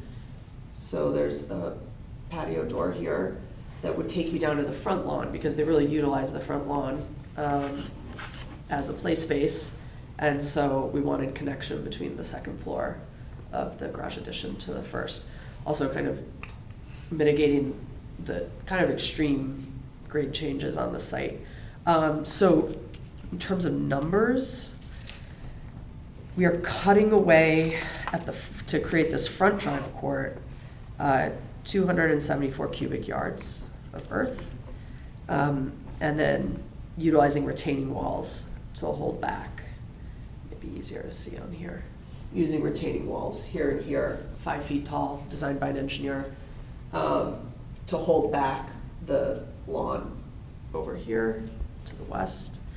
The rear drive court is 240 cubic yards cut away, and then the fill to create this slope up to the second floor of the addition is just shy of 40 cubic yards.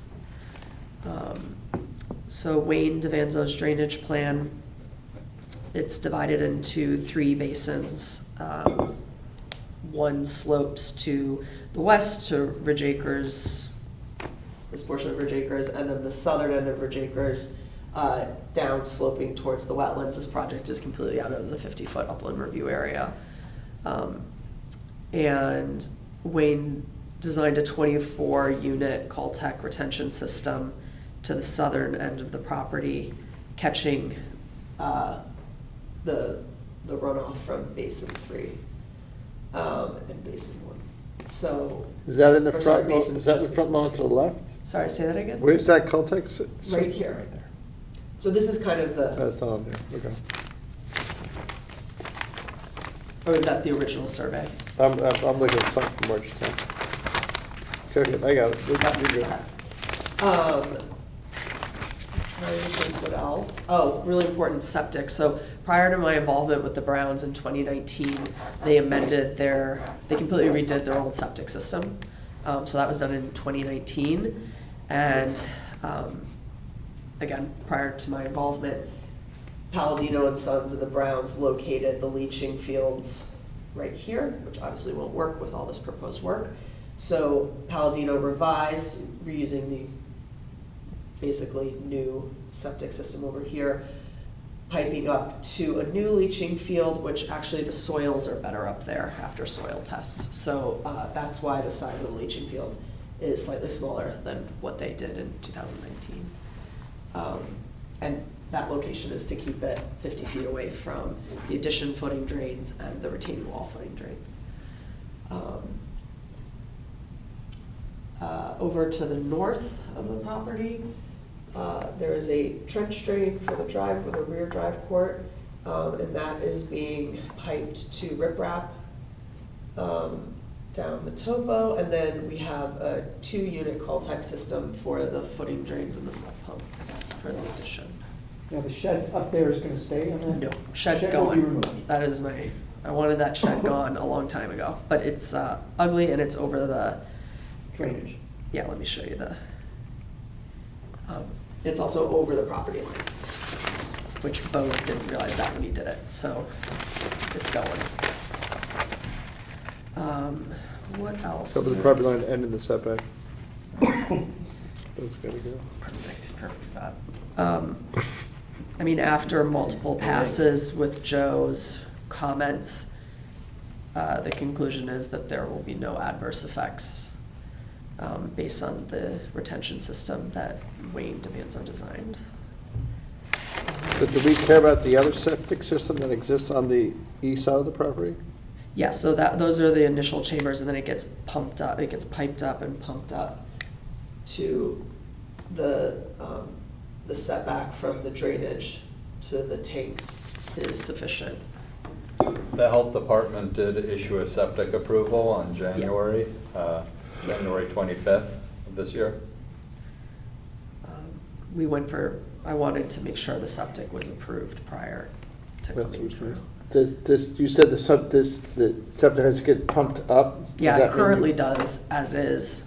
Do you have a based on backup this generator? location. Is there a backup generator? It is. It's gotta have someplace, right? There's an effluent pump. Right, it used to go here, now it's Yeah. going there. It's just between the house and the Caltex. Right there. Generator on concrete pad next to the AC unit. Yeah, oh, there it is. Okay. And there's the propane tank below it. Another thing that Fred mentioned this morning when we chatted, I didn't have it on the original plan. There are 3 existing AC units to the north, barely inside the setback line. The 2 new ones would be nestled in the interstitial space between the garage and that kind of like intermediate addition. Okay. Looks like you covered everything. So the excess cut and fill that's going away, that you're taking away, Yeah. like 500 cubic yards? Yeah, cut and fill. 475, almost, it's called 476. Yeah. Yeah, that's exactly what I got. Because you're taking away, you're plus 40 minus 240. Okay. Mike, questions? I'm good. Adam? That looks good. I don't have any questions. Okay. Anybody in the audience want to speak to this application? I have a couple questions. Please come on up, sir. Just state your name and affiliation for the record. I see that Wayne also added the north arrow to the plan. I did that. Yeah, no, I was looking at the plan. I'm like, really? Oh, my job. Okay. Good evening. My name is Tom Igo. I live at 157 Ridge Acres Road. Yeah, right to the And north. Our property is right next door. In fact, our property abuts the driveway to the Brown property. And, The new driveway, yeah. Well, it's an existing driveway. Yeah, the it's northern an driveway. existing driveway on the north side. And we have a pool that's just beyond the driveway. And there's sheds on your property that's going to come off your property. And we've tolerated that. That's not a problem. And I agree with you, it is ugly. It's very ugly. So I'm glad to see it go. My concern is just having the history of the ridge. There has been a lot of flooding from time to time on the ridge. There's a lot of water that flows around. And a lot of the piping in the ridge is old and is ineffectual. So from time to time, you get a buildup of water on the streets. And we've coped with that. That's fine. I've read the file on the proposal here, and I've seen that, I've generally followed what's going on here. My interest is making sure that the plan for dealing with the drainage associated with the new property is effective for its purpose. And I'm not an engineer, but I've read enough of it to see that we have tanks that are underground tanks that are supposed to accommodate the flow of water off the property, because when you're doing this property over, you're covering additional land that used to be a source for drainage, and now they're going to be in large parking lots and so on and so forth. And there's also some modest change to the overall grading of the property. You've covered that in your talk this morning, and there's a piece of land that goes up to actually to the second floor on the garage. In the file, there's a document called a stormwater facilities maintenance plan, which seemed to me as a reasonable plan. It basically calls for the ongoing oversight and maintenance of the facilities that are to be put in place in order to accommodate the change in the property and the potential for increased runoff. We as a neighbor obviously have an interest in that. And what the plan calls for, among other things, is quarterly service, if you will. So you have somebody come in and look at the various systems to make sure that they're operating properly, that the drains are cleared, that debris is removed from the property, and so on and so forth, on a quarterly basis. And the owner undertakes to keep a log with respect to that, and the information is available upon request by the town.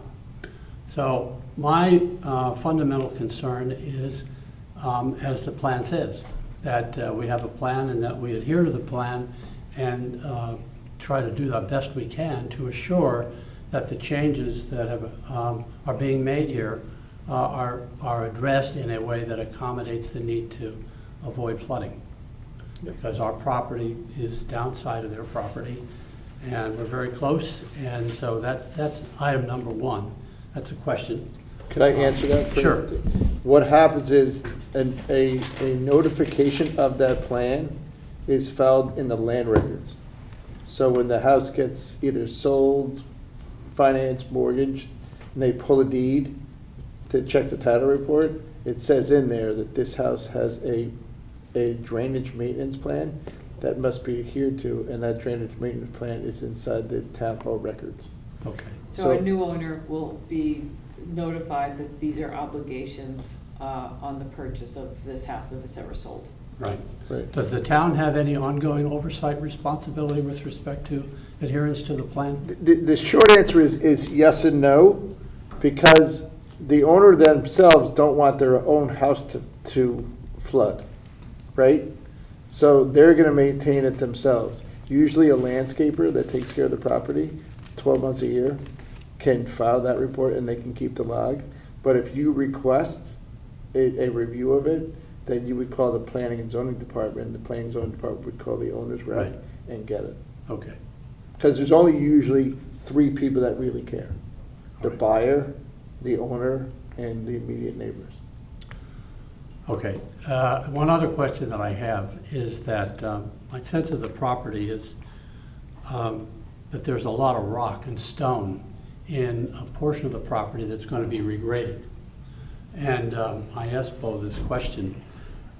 We have a pool, and we just refurbished the pool for $150,000. So I want to be sure, at least I'd like to protect the integrity of the pool by being sure that we're not going to do any blasting in the area or anything else that might create a problem for us in terms of. Could we do a pre-survey? Blasting permits issued through the fire marshal's office. The alternative to blasting is hole ramming. Well, we're gonna ask her if she's doing whole ramming or blasting. If there's a basement going in today for the past week on Fitch Avenue. Great. You can only imagine how pleasant it's been. Right.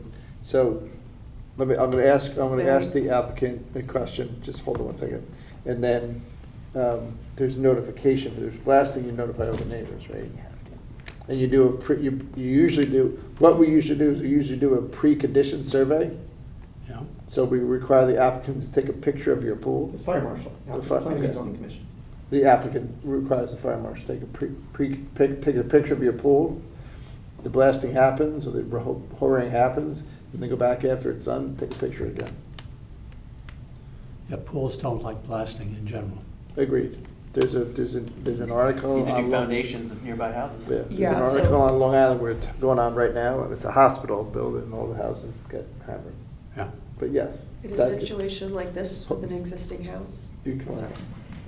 Yeah, go ahead. So let me ask the first question. Are you doing blasting or whole-ram to create this? Because it would be just as terrible to the Browns foundation and existing house as it would be to the pool. So if they came across ledge or rock, they'd chip away at it. So that's whole-ramming.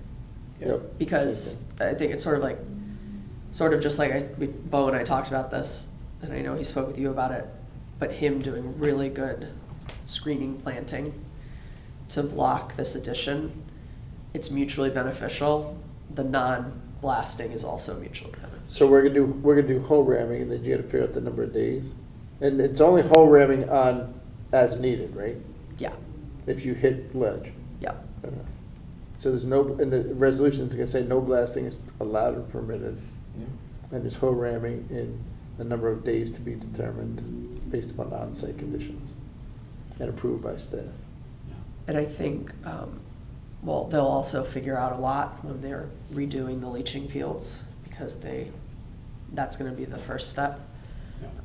Okay, he has more questions. Yeah, sorry, keep going. No, that's all right. So I derive a lot of comfort from that, so that's good. That's what we're here for. Those are my two principal concerns. And the third area is, this will be a large structure looming over our pool.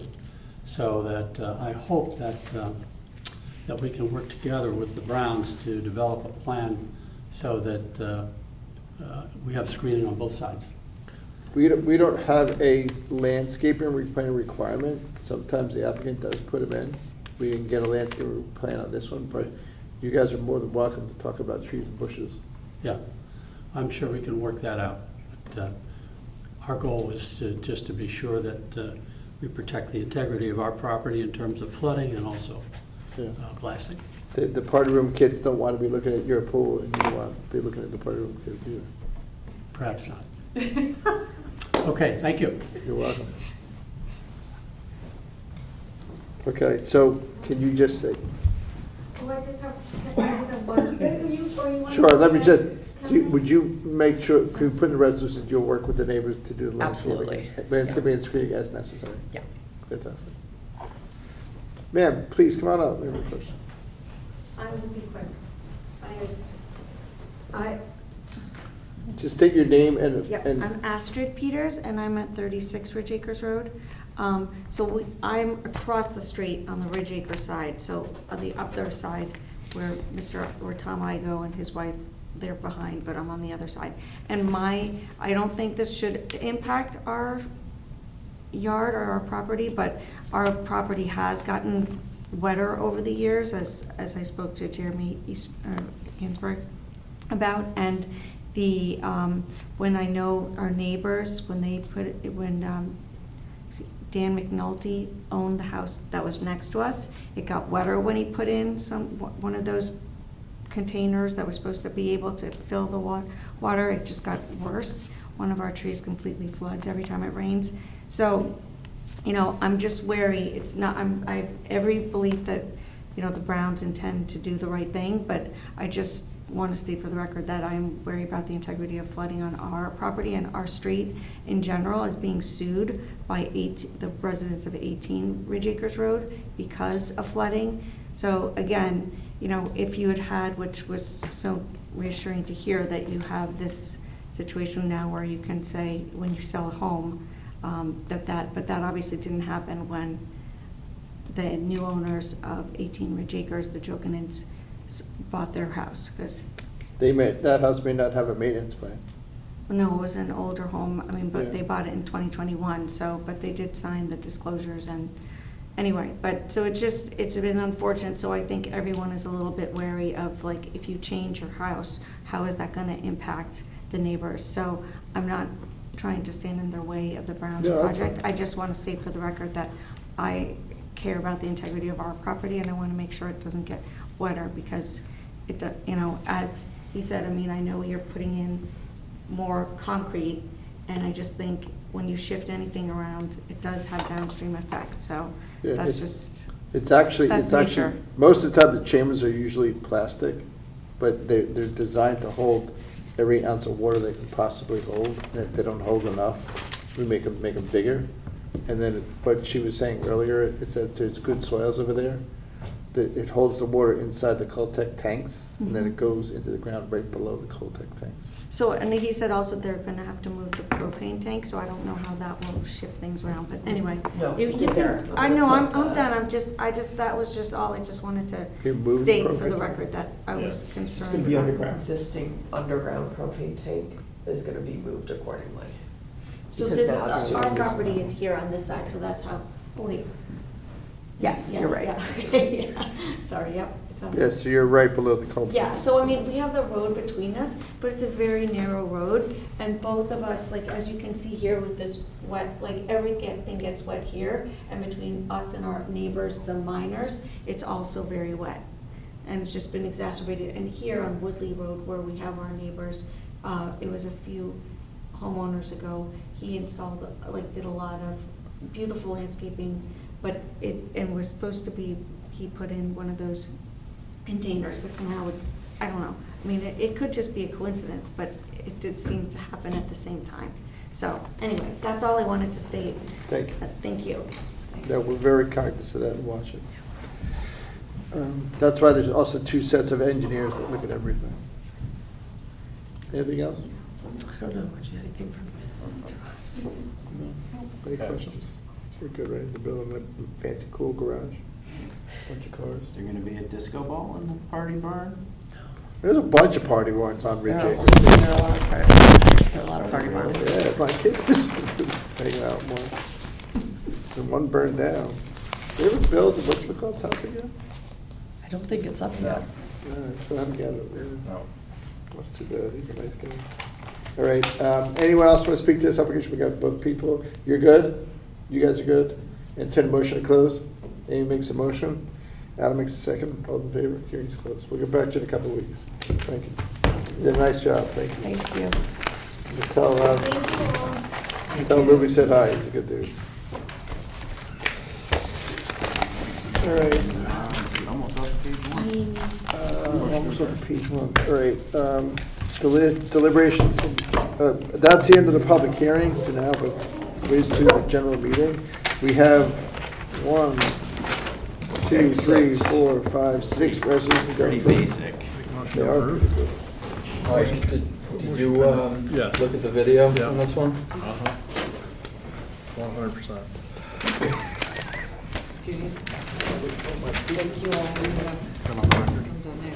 It is. Punchy away. Okay. I think I need a nap. 37 Boston Post Road. The car was getting out. Did he? Yeah. Do you know how long it takes for this to get permit? Oh, Jesus Christ. Like, I don't know what you want, man. You had to revise the plan 6 times. All right, what are we doing? I got them all right. Let's go. Let's go, Captain.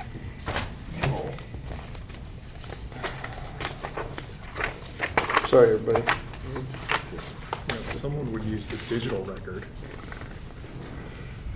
They can't teach old dogs. I'm just going to quit. That's all. It's usually that way. Deliberation and possible decision on the following business site plan application, 33J special permit application, also known as PL 25-42, 537 Boston Post Road LLC, Maple Spa at 537 Boston Post Road, proposal to establish a new medical spa, new massage spa on the first floor, formerly occupied by M&T Bank. Public hearing closed on April 8th, 2025. We got a resolution in our package. One of the sisters, Christina McKay, came up and had it. I think we're in good shape. It's a foot massage parlor. There's plenty of parking. There's parking in the back. Questions, comments, scribblers, errors, typos in this one? I didn't see anything. It looked pretty good to me. So, looking for a motion to approve as submitted. Mike makes a motion. Adam makes a second. All in favor? 4-0. Next. Landfilling and regrading application number 583, also known as PL 25-27. Farouk and Samantha Husan at 81 Inwood Road. Proposes to construct a new pool, terrace, and retaining walls for related site development activities, including regrading the property to accommodate improvements and installation of stormwater management. In our packets, we got a nice resolution. Which house was this again? So one new house on Inwood Road. This one is overlooks. The pool's going to be. Yeah, it's in a private neighborhood. Overlooks. It's near Tony Milan's house. It's a small pool in the back of a big piece of property. Questions, comments, typos, scrivener's errors on this one? I didn't see anything. It was pretty straightforward to me. Looking for a motion to approve as submitted. Amy makes a motion. Looking for a second. Mike makes a second. All in favor? 4-0. Next. Landfilling regrading application number 584, also known as PL 25-30. Ryan and Catherine McAllister at 90 Leroy Avenue. Proposed to construct additions and alterations to the existing single-family residence. Reconfiguration of the driveway. Perform related site development activities, including regrading the property to accommodate the improvements and installation of stormwater management. This is the house that's on Leroy Avenue. It's a tight development. They're changing the garage into a shed, right? Yep, doing a circular driveway. Circular driveway. They're doing a lot on a small piece of property, but it all seems to work. Questions, comments, typos, scrivener's errors on this one? The commission finds that no implanted property will have no impact, adverse impacts to adjoining properties, owners, or downstream drainage systems. What are our findings? I didn't see anything either. Look for a motion to approve as submitted. I think Mike made the motion. Oh, Adam made the motion, sorry. I'll second it. Mike made the second. All in favor? Great. 4-0. Next, coastal site plan review number 58B is a boy, flood damage prevention application number 45B is a boy, also known as PL 25-19. Christopher and Lynn DeMeo at 152 Goodwives River Rd. Proposing to construct and install a dock consisting of fixed ramp, pier, and platform from related site development activities within the regulated areas. Public hearing closed on April 8th, 2025. This is a small dock that's over on Scotts Cove. It's very tight over there. But everything seemed to be, I think the application was not Hillis, right? It was a different guy. Most of the thing that's important about this one, I think every single thing relative to this dock has been coming in by the water. Yeah, it's a weird waterway. Yeah, you can't really get there. It's a waterway. They have to watch the tides to get the boats in and out, and barges in and out. Yeah. Be working crazy hours. The topography of the site is very interesting. Yeah. And it gets dry in the summer. Questions, comments, typos, scrivener's errors on this one? Nope. Nope. Okay, looking for a motion to approve as submitted. Amy made the motion. Adam made the second. All in favor? 4-0. Okay. Next, special permit application number 341, also known as PL 25-47, 22 Indian Springs LLC at 22 Indian Springs Trail. Proposal to construct a new 64 by 34-foot asphalt sports court and associated patios, perform related site development activities, including moderate grading of the property, installation of stormwater management. Public hearing closed on April 8th, 2025. My only question with this one was, didn't we have the public notice, or the acreage wrong? I thought this thing was 4 acres, not 8 acres, not 2. At the beginning, I it says- double checked that. I mean, hold on 1 second. because we had it as 2, and I said there was no sports court problem in terms of coverage. This is for. And they said it was no, it was 4. Yeah, I spoke to the assessor about that. You can just double check. Because the public notice didn't have the acreage, but there was a conflict in the plans, whether it's 2 or 4. And that just talks about the location of the property. So on the stormwater management report, it says it's 2.059 acres. What's that survey say? Let's see what the survey says. 2.059 acres. Okay. I'm thinking something wrong. No, I think on the agenda it has 4. But this is the agenda. That's the public notice. It's the same one. I remember. Because when I asked, wasn't that Andy Similides? Yeah. Because I mentioned it, I said, you're 2 acres and your coverage is nothing, and he goes, no, we're actually 4 acres, and I was like, oh, okay. Then I saw the 4 acres on some piece of paper. Is there a conservation? Or is that the next one? Might be the next one. Gallagher, no, this is 2.05 acres. Everything, the legal notice, the stormwater report, and the survey. You also do 275. I'll Yeah, he say, did 275, but that's definitely not 4 acres. Yeah. right, so. Okay, leave it where it is. It's 2 acre zone, and it's 2 acre site, so it must be, I don't know where I got that thing from, I'm sorry. Any other questions, comments, typos, scrivener's errors on this one? We do have on here no lighting and PA systems, right? Correct, I think that's in, one of the findings, And there was- number 3. Did the health department discharge permit, that got done, right? I think it did. 'Cause originally, I think that was announced during the hearing that they still needed the discharge permit from the new build, but they got that. Yeah, I think that was in the minutes. Yeah, they got that, okay. Okay, For informed drainage maintenance plans by filed land records. okay. Okay, I'm good. we're good? Good. Looking for a motion to approve, Aaron just made the motion, looking for a second. Ty. Take your pick. Adam. No, Mike. No, Mike, he's got it on the scoreboard. 4-0. Gotta get them up. 4-0, you can ask me to approve. Like Volpe's batting average. He's actually doing really well. Not. Volpe? Yeah, he's 187. Gotta bat your weight.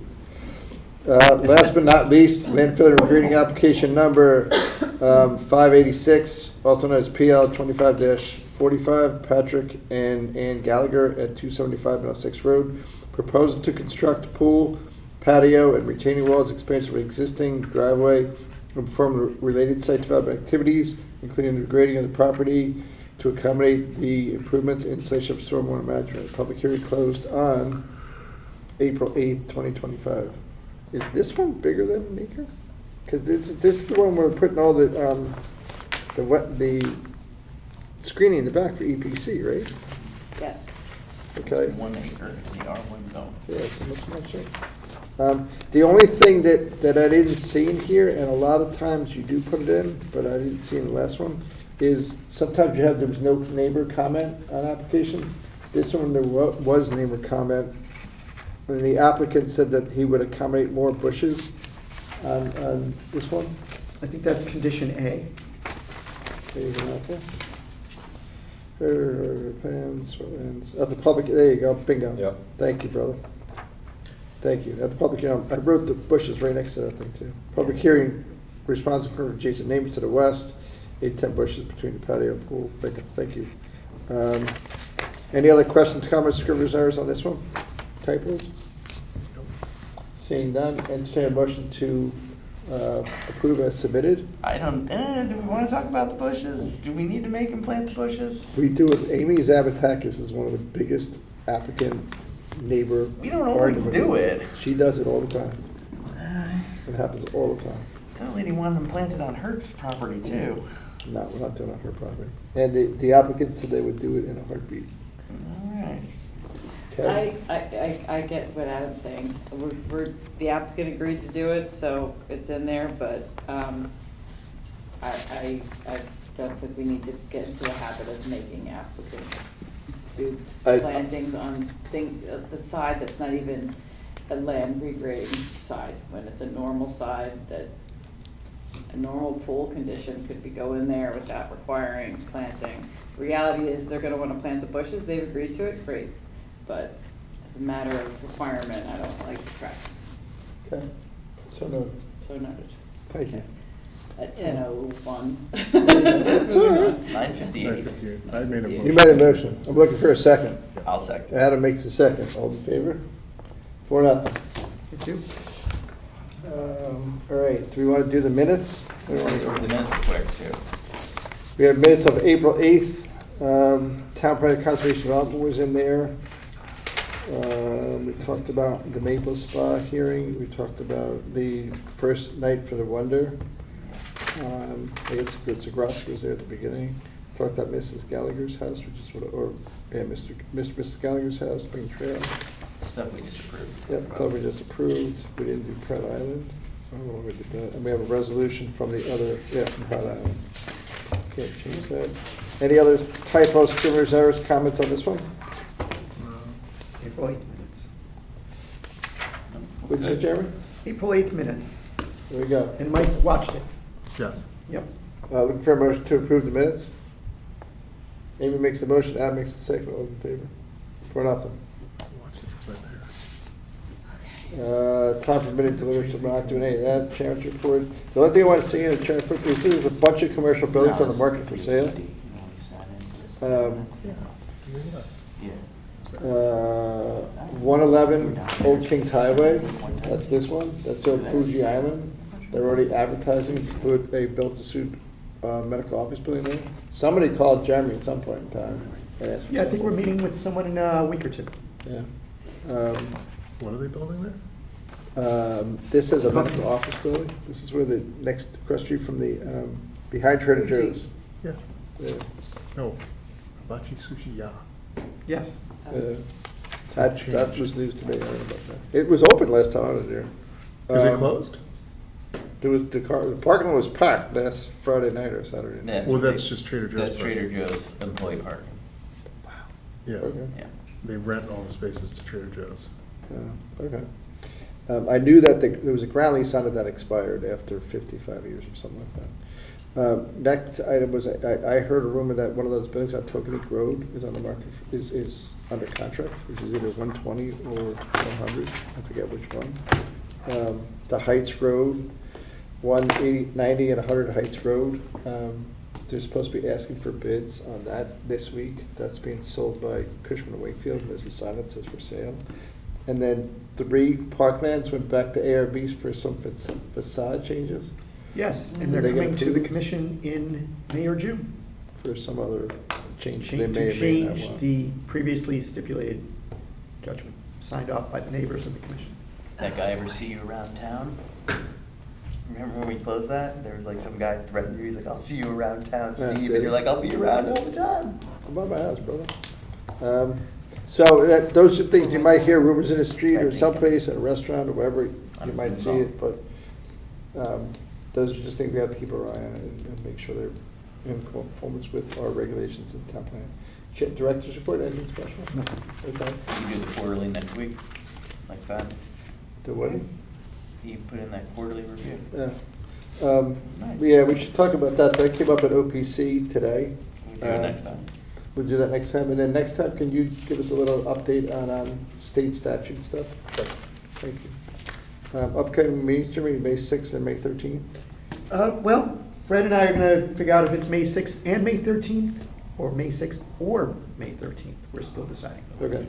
I skipped director's report. What would be your preference? Any You got preference? raise? Or. Let's go with the or. Shrink this down to once a month. We're gonna get back to that. When's, we have a meeting next week, right? No meeting April 29th, which is next week. Oh, Yeah. and then what are our 2 options? May 6th or May 13th. Or May 6th and May 13th. We'll figure it out. Let me talk to you offline about something else. but Both sure, are fine. Go to the thing. I'm good for both dates. Okay. Did you have anything to add for director's report? Nothing to add. Okay. Nothing to add, new business. So with that said, I would entertain a motion to adjourn. Adam makes a motion. She's. Karen makes a second. Andy makes a second. All in favor? Thank you all. Thank you, TV 79. We are adjourned.